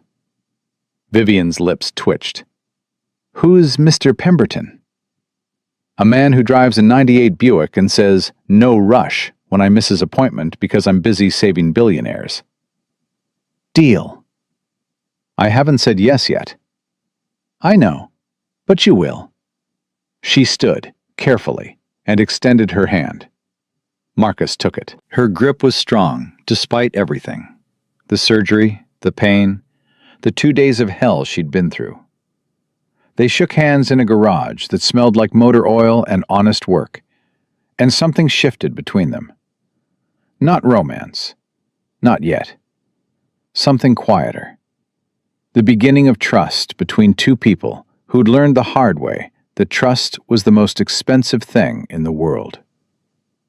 "One more thing," Marcus said, still holding her hand. "Zoe wants to name the shop cat." You don't have a shop cat. "Not yet. But Zoe's been lobbying for one since she was 4. And if I'm renovating anyway, I figure a cat comes with the territory." Vivian laughed. A real laugh, not the controlled, polished thing he'd seen on the news. A laugh that hurt her stitches and made her grab her side and didn't stop. Tell Zoe she can name the cat, Vivian said when she caught her breath. And I'd like to meet her, if that's okay. Why? Because I'd like to know the girl whose father keeps his promises. Marcus was quiet for a moment. Then he nodded. "Come by Saturday. She'll be here. She does her homework in the back office while I work." Saturday, Vivian said, and then she left, climbing back into the taxi with the careful, deliberate movements of a woman who was held together by stitches and willpower. And Marcus watched her go and tried to remember the last time someone had walked into his life and made it bigger instead of smaller. He couldn't remember. Maybe it had never happened before. He went back to work. He finished the oil change. He called Mr. Pemberton and scheduled the Buick for Friday. He swept the floor, locked up the garage, and drove to Westfield Elementary. He was 7 minutes early. Zoe came through the gate and saw him, and her face split into a grin so wide it could have powered the whole neighborhood. "You're early!" she shrieked, running to the truck. "Told you." "You're early, Daddy!" "I heard you the first time, Zoe Bug." She climbed in, buckled up, and immediately launched into a report about her day. The volcano project was due next week. Her friend Maria got in trouble for talking during reading time, and the cafeteria served something called mystery meat that Zoe was convinced was actually rubber. Marcus drove home, listening, laughing in the right places, asking questions that made her talk more. This was his life, this right here. The truck and the kid and the 5-block radius that contained everything that mattered. But maybe the radius could get a little bigger. That night, after Zoe was in bed, Marcus sat at the kitchen table and opened Vivienne's folder. Inside were financial projections, equipment lists, renovation plans, marketing strategies. It was thorough, professional. Every number made sense. At the bottom of the last page, in handwriting that was surprisingly messy for a billionaire, Vivienne had written, "Your grandfather built something that matters. Let's make sure it lasts." Marcus stared at that sentence for a long time. Then he called Miss Lorraine. "Baby, it's 10 o'clock. What's wrong?" "Nothing's wrong. I need advice." "At 10 o'clock? It can't wait." He told her about the proposal, the investment, the renovation, the 30% equity. Miss Lorraine listened without interrupting, which was unusual for her, and Marcus took it as a sign that she was taking this seriously. When he finished, she was quiet for a while. Then she said, "You know what your daddy told me the week before he died?" "No, ma'am." He said, "Lorraine, I built that shop for Marcus, but I'm afraid I built the walls too high. He's going to spend his whole life inside them, because I taught him that's where he was safe. He was worried about you, baby. Not that you'd fail, that you'd never try." Marcus closed his eyes. His father, 58 years old, dying of a heart attack under a car, and his last worry wasn't about himself. It was about his son. "Your daddy never took charity," Miss Lorraine continued, "but he always took opportunity. He knew the difference, Marcus. Do you?" "I think I'm starting to." "Then you already know what to do. Now let me go to sleep." She hung up. Marcus sat at the table for another hour, reading through the proposal again, running numbers in his head, thinking about Zoe's college fund and new shoes, and a shop cat with a name only a 7-year-old could dream up. At midnight, he texted Vivian. 3 words. "I'm in. Conditions stand." Her reply came in 30 seconds. I wouldn't have it any other way. And tell Zoe I'm partial to orange cats. He put the phone down, turned off the kitchen light, and went to check on Zoe one more time. She was asleep, one arm hanging off the bed, her crayon drawing of "My dad is the best mechanic" taped to the wall above her pillow. Marcus leaned against the doorframe and let himself feel something he hadn't felt in 3 years. Not happiness exactly, not yet, but the absence of dread, the quiet, tentative sensation of a man who had been bracing for the next blow and suddenly realized that maybe, just maybe, the next thing coming wasn't a blow at all. Saturday came faster than Marcus expected. He spent Friday cleaning the garage like he'd never cleaned it before, sweeping every corner, organizing tools, wiping down the workbench, even washing the windows, which he hadn't done since Denise was alive. Zoe watched him from her homework spot in the back office with naked suspicion. Why are you cleaning? Because it's dirty. It's always dirty. It's a garage. Well, today it's going to be a clean garage. Is someone coming? A friend. You don't have friends. Thank you, Zoe. That's very supportive. I mean grown-up friends. You have me and Miss Lorraine and Mr. Pemberton. That's it. Marcus couldn't argue with the accuracy of this assessment, so he kept cleaning. Vivian arrived at noon. No taxi this time. She drove herself, in a rental car that was expensive, but not flashy. And she walked into the garage, carrying a paper bag from the bakery 2 blocks over. I brought croissants, she said. I didn't know what you liked, so I got one of everything.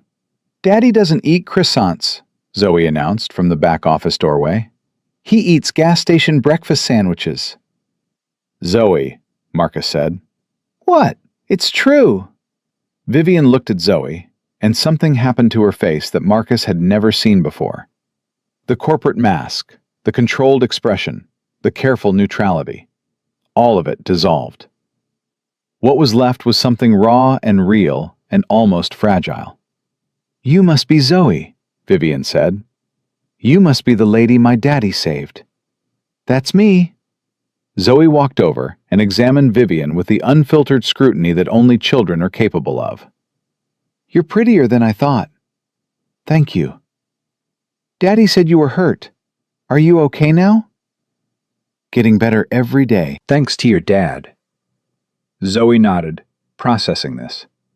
Then she reached a verdict. Do you like cats? I love cats. Orange ones? Especially orange ones. Okay, you can stay. And just like that, Zoe went back to the office to finish her homework, and Vivienne Laurent, billionaire, CEO, survivor, stood in the middle of Cole's Auto Repair with tears in her eyes and a bag of croissants and the unmistakable expression of a woman who had just been given something money couldn't buy. Marcus handed her a paper towel from the roll on the workbench. She has that effect on people. Vivian wiped her eyes and laughed. She's extraordinary. She's her mother's daughter. They ate croissants on the workbench. Vivian asked about the renovation plans, and Marcus walked her through the space, showing her where the new lifts would go, where the diagnostic bay could fit, where the waiting area would be for clients who drove cars worth more than most people's houses. He talked about it the way he talked about engines, with knowledge and care, and a quiet passion that came from loving the work, not just doing it. Vivian listened. She asked questions that showed she'd done her homework, about hydraulic lift specifications, diagnostic software, insurance requirements. But mostly she listened, and at some point, Marcus realized he was talking more freely than he had in years. Not just about the garage, about Zoe, about Denise, about his father, about the fear that kept him up at night, that he wasn't enough, that the shop would fail, that Zoe would grow up and look back and see a man who tried his best and came up short. He didn't know why he was telling Vivian Laurent these things. Maybe because she'd bled in his truck. Maybe because she'd stood at that podium with stitches in her side and refused to sit down. Maybe because she looked at him like he was a person, not a project. "You're enough, Marcus," Vivian said when he finished. "You've been enough this whole time. You just couldn't see it because you were too busy surviving to look up." He didn't respond, but he heard her. And somewhere deep in the part of himself that he'd boarded up after Denise died, a window cracked open. At 3 o'clock, Zoe emerged from the office and declared that she was bored and hungry and that someone needed to take her for ice cream immediately. Vivian looked at Marcus. Marcus looked at Zoe. Zoe looked at both of them with the immovable certainty of a child who has decided what is going to happen next. They got ice cream. The three of them, walking down Elm Street in the afternoon sun, a mechanic, a billionaire, and a 7-year-old with chocolate ice cream on her nose. They looked like nobody special. They looked like a family. They weren't, not yet. But for the first time in 3 years, Marcus Cole allowed himself to wonder if maybe, someday, they could be. The renovation took 3 months. Marcus had expected chaos, and he got it. His garage, his father's garage, his grandfather's garage, was torn apart and rebuilt from the inside out. New concrete floors, new lifts, a diagnostic bay with equipment that cost more than he'd made in the last 5 years combined. A waiting area with actual chairs instead of the plastic milk crate he'd been offering customers since 2019. But Marcus had insisted on one thing, and Vivian hadn't argued. The sign stayed. Cole's Auto Repair, ES Time 1971. Same hand-painted lettering, same wooden board. His grandfather's name was in that sign, even if it didn't say it. His father's sweat was in it. Denise had stood under it the first time she'd come to the shop, 19 years old, driving a Honda Civic with a cracked radiator hose, asking if the mechanic could fix it cheap because she was a nursing student and couldn't afford much. Marcus had fixed it for free. She'd come back the next day with a plate of food and a smile that rewired his entire brain. They were married 14 months later. The sign stayed.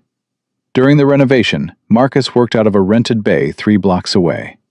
It was smaller, darker, and smelled like mildew. But Mr. Pemberton still came every month with his '98 Buick, and the regular clients followed because that's what happens when you treat people right for long enough.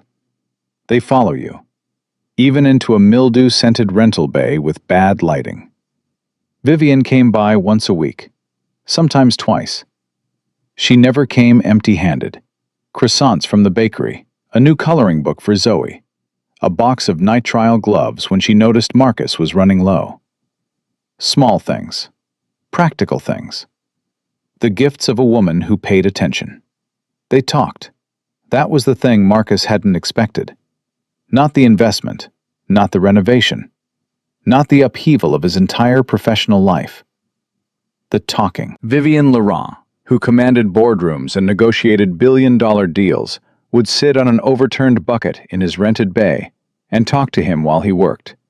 About her company, about the clean energy project, about growing up in foster care, moving from house to house, learning early that the only person she could count on was herself. "I aged out of the system at 18, she told him one evening while he was replacing brake pads on a Toyota. No family, no money, no safety net. I got a scholarship to community college, worked nights at a call center, taught myself to code on a library computer, started Laurent Tech in my apartment with a second-hand laptop and a business plan I wrote on the back of takeout menus. And now you're worth $2 billion. On paper. Most of it is tied up in the company. My actual checking account balance would probably disappoint you." "I doubt that." She smiled. "The point is, I know what it's like to build something from nothing, and I know what it's like to be terrified that it's all going to disappear. That's why I pushed you on the investment, Marcus. Not because I think you need saving, because I know what it feels like to need a door to open when every window is closed. Marcus slid out from under the Toyota and looked at her. Grease on his face, sweat on his shirt. A woman worth $2 billion sitting on a bucket in a rented garage, telling him about takeout menus and library computers. "You know what Denise would have said about you?" he asked. "What?" "She would have said, 'You're good people.' That was her highest compliment. Not smart, not successful. Good people." Vivian was quiet for a moment. "I would have liked to meet her." "She would have liked you. She would have also told you to stop sitting on that bucket because it's got a crack in it and you'll end up on the floor." Vivian looked down, saw the crack, and stood up so fast it pulled her stitches. They both laughed. It was the easiest sound Marcus had made in 3 years. The weeks passed. The renovation progressed. And somewhere in the middle of all of it, between the construction noise and the business meetings and the bedtime stories and the brake jobs, Marcus Cole started to feel something he'd forgotten existed. Hope. Not the desperate, teeth-clenched hope of a man trying to survive.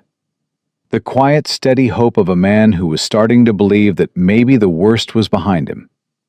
That maybe the universe wasn't just a machine designed to take things away. Zoe noticed before he did.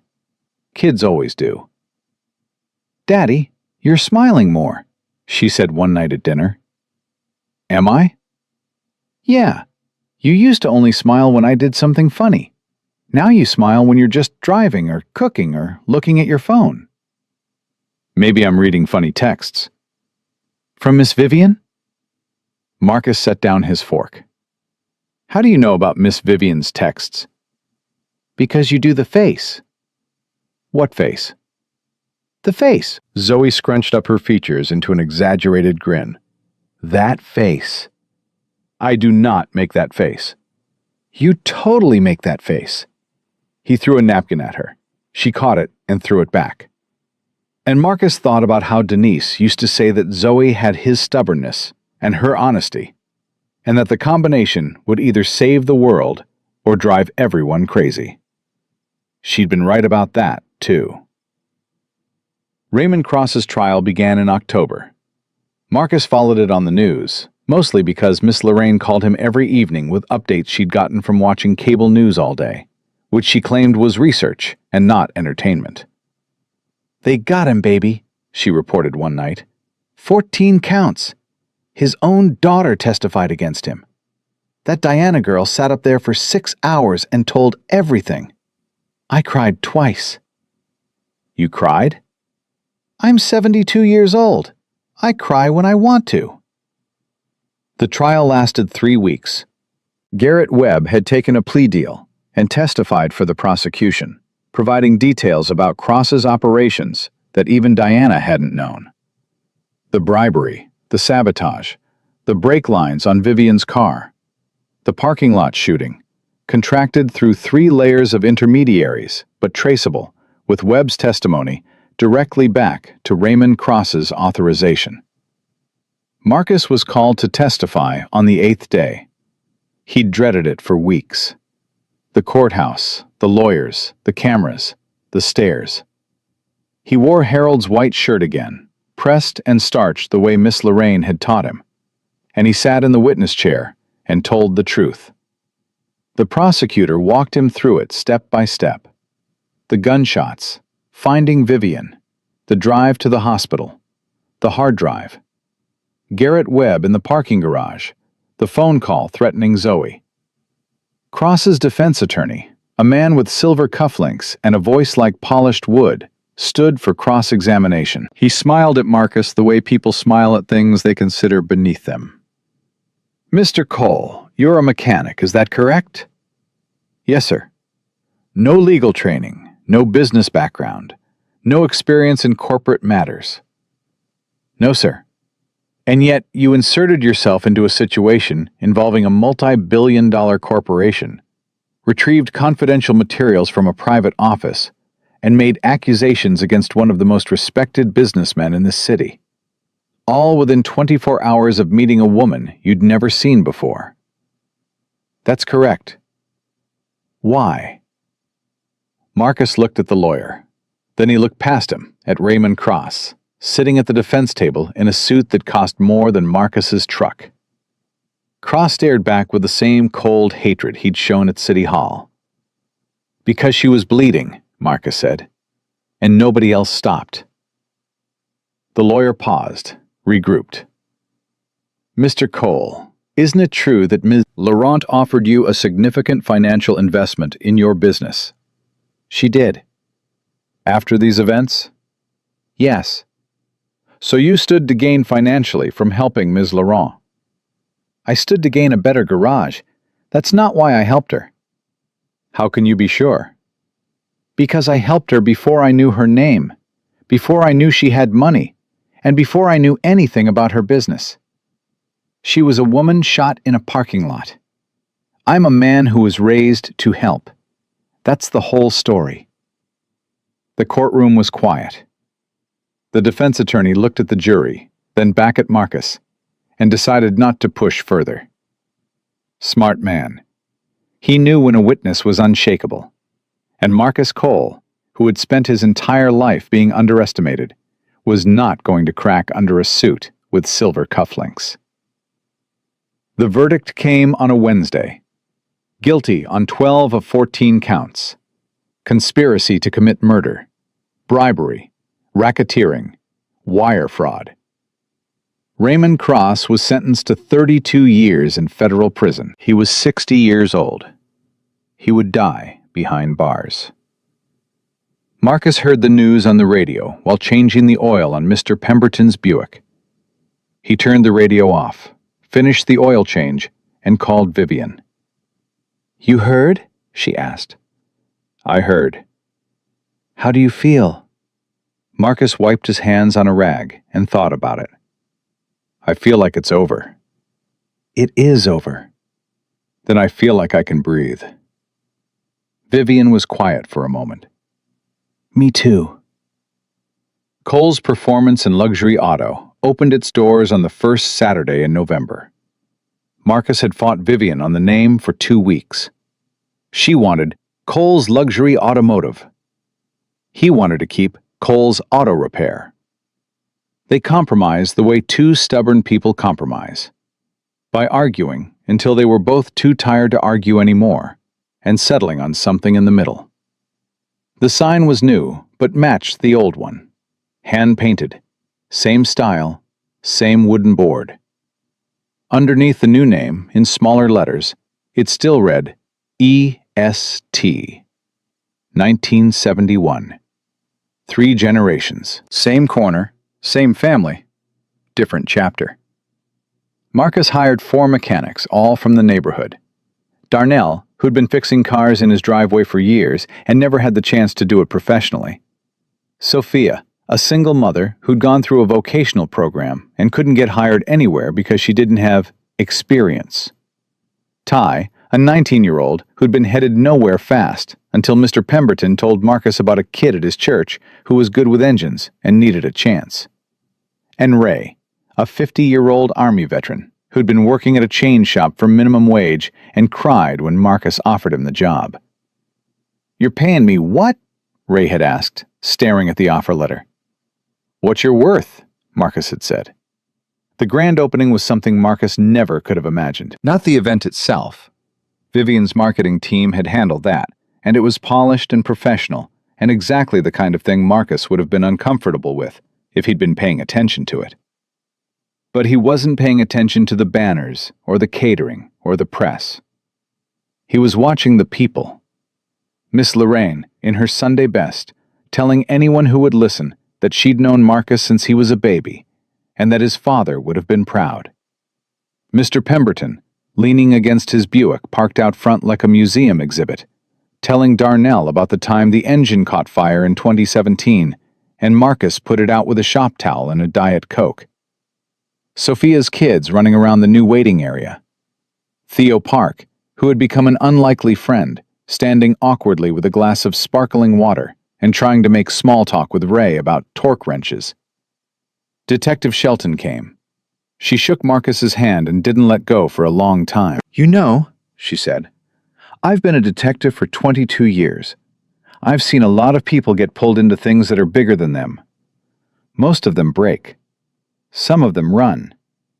You're the first one I've seen come out the other side, standing taller than when you went in." "I had help." "You had courage. The help came because of the courage. Don't get that backward." Diana Cross came too. That surprised Marcus. She arrived quietly, without an entourage, in a simple dress that looked nothing like the corporate armor she'd worn at City Hall. She found Marcus near the back of the shop and stood in front of him with the uncertain posture of someone who wasn't sure they were welcome. "I wanted to see it," she said. "The shop. I wanted to see what you built." "It's a garage," Marcus said. "Nothing fancy." "It's not nothing." Diana looked around, and Marcus could see her doing the same thing Vivienne had done months ago. Seeing the tools, the lifts, the name on the wall, the people gathered to celebrate a man who fixed things for a living. "My father destroyed things, built empires, but destroyed people. You build things, for real people. Your father made his choices, you made yours. My choices cost me my family. Your choices saved 3,000 jobs and put a man who tried to kill someone in prison. That's not nothing either." Diana's eyes filled, and she blinked hard and fast, the way people do when they're determined not to cry in public. "Thank you, Marcus." "For what?" "For being brave first, so the rest of us could follow." She left before the ribbon cutting, slipping out quietly the way she'd come. Marcus watched her go and thought about how courage has a cost that most people never see. The loneliness of doing the right thing when the right thing means losing everything you know. At noon, Zoe cut the ribbon. She stood in front of the garage in the outfit she'd picked out herself. A tiny mechanic's jumpsuit that Vivienne had custom ordered with coal stitched on the back in gold thread. She held the oversized scissors with both hands and grinned at the crowd with the ferocious joy of a child who knows, absolutely knows, that her father is the greatest man in the world. "Ready, Zoe Bug?" Marcus asked. "Ready, Daddy." She cut the ribbon. The crowd cheered. Miss Lorraine cried. Mr. Pemberton honked the Buick's horn, which hadn't worked properly since 2014, and chose this exact moment to come back to life with a sound like a dying goose, which made everyone laugh, which made Mr. Pemberton honk it again. Marcus stood in front of his shop, his new, impossible, terrifying, beautiful shop, and looked across the crowd. Past the neighbors and the friends and the clients and the press, past Miss Lorraine and Mr. Pemberton and Detective Shelton and Theo Park. And he found Vivienne. She was standing at the edge of the crowd, not in the center, not commanding attention, not being the billionaire CEO or the corporate powerhouse or the woman on magazine covers. She was standing off to the side in a simple dress, clapping with everyone else, and looking at Marcus with an expression he recognized because he'd seen it before. Denise used to look at him that way. On their wedding day, the day Zoe was born, the night he told her about his dream to take over his father's shop. It was the look of a woman who saw a man not for what he had, but for who he was. Marcus held Vivienne's gaze across the crowd, and something passed between them that didn't need words. Not a promise, not a declaration, just an understanding. Two people from different worlds who had found in each other something neither was looking for, and both desperately needed. Later, after the crowd had thinned and the catering was packed up, and Zoe had fallen asleep on the new waiting area couch with the shop cat, an orange tabby she'd named Professor Whiskers, curled up beside her, Marcus and Vivienne sat on the tailgate of his truck in the parking lot. "How does it feel?" Vivienne asked. "Terrifying." "Good terrifying or bad terrifying?" The kind where you know your life just changed and you can't go back. You don't want to go back. No, Marcus said, and realized as he said it that it was the truest thing he'd felt in years. I don't. They sat in silence for a while, the kind of silence that doesn't need filling, the kind that two people earn by going through something together that most people never go through alone. Marcus, Vivian said. Yeah, I'm going to say something, and I need you not to run away. I'm sitting on my own truck. Where am I going to run?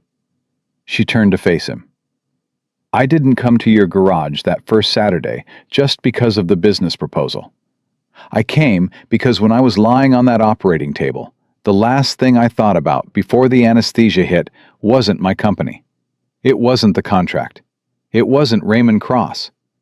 It was you. A man I'd known for 2 hours who carried me to his truck and told me I wasn't going to die in a parking lot. She paused. Nobody has ever done anything like that for me. In my entire life. Nobody. Vivian, I'm not finished. She held up a hand. I know this is complicated. I know our lives are different. I know you're still grieving Denise, and I would never try to replace her. I know Zoe has to come first, always. I know all of that. But I also know that I haven't felt safe with another person since I was 12 years old. And I feel safe with you. And I think that means something. Marcus looked at her. The parking lot light caught her face, and he could see the scar on her side through the fabric of her dress. The place where a bullet had entered her body and changed both their lives. It means something, he said. Yeah? Yeah. He took her hand. Not the way he'd taken it in the garage. The handshake, the business deal, the formality of two people making an agreement. He took her hand the way a man takes a woman's hand when he's decided to stop being afraid. Vivian's fingers closed around his, strong, steady. The hand of a woman who had built empires and survived bullets and sat on overturned buckets in rented garages, eating croissants. We take it slow, Marcus said. As slow as you need. Zoe sets the pace. I wouldn't have it any other way. And you should know, I'm a terrible cook. I snore, I work too much, and I will always smell like motor oil. Vivian leaned her head against his shoulder. I work 80 hours a week. I haven't taken a vacation in 6 years. I don't know how to cook anything except scrambled eggs, and I once fired someone for using the wrong font in a presentation. What font? Comic Sans. That's a fireable offense. She laughed against his shoulder, and he felt it in his chest. The vibration of joy in another person's body, transmitted through contact, the most human frequency there is. Inside the shop, Zoe stirred on the couch. Professor Whiskers repositioned himself on her stomach. The new lifts gleamed under the overhead lights. The old sign, established 1971, cast a shadow on the new concrete floor. 3 generations of coal men, grease under their fingernails, honest work in their hearts.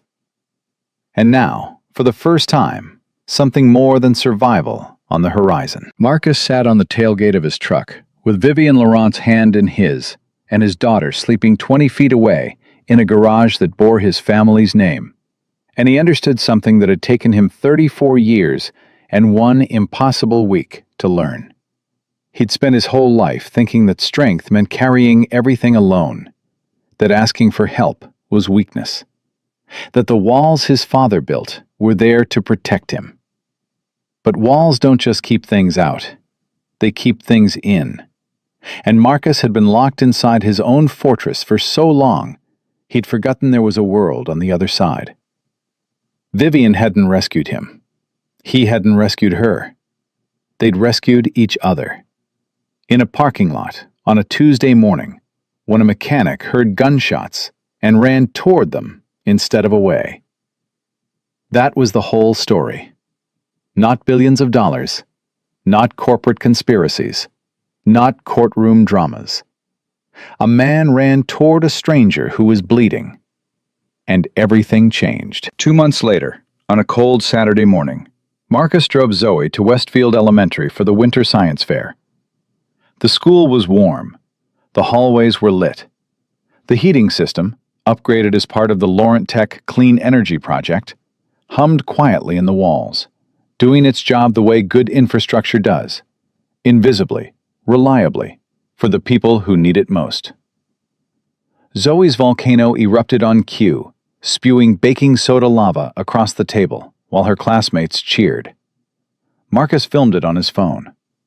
Vivian, standing beside him, applauded like it was the most impressive feat of engineering she'd ever witnessed, which, considering she ran a $2 billion tech company, was saying something.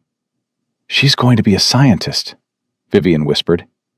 "She's going to be whatever she wants to be," Marcus said.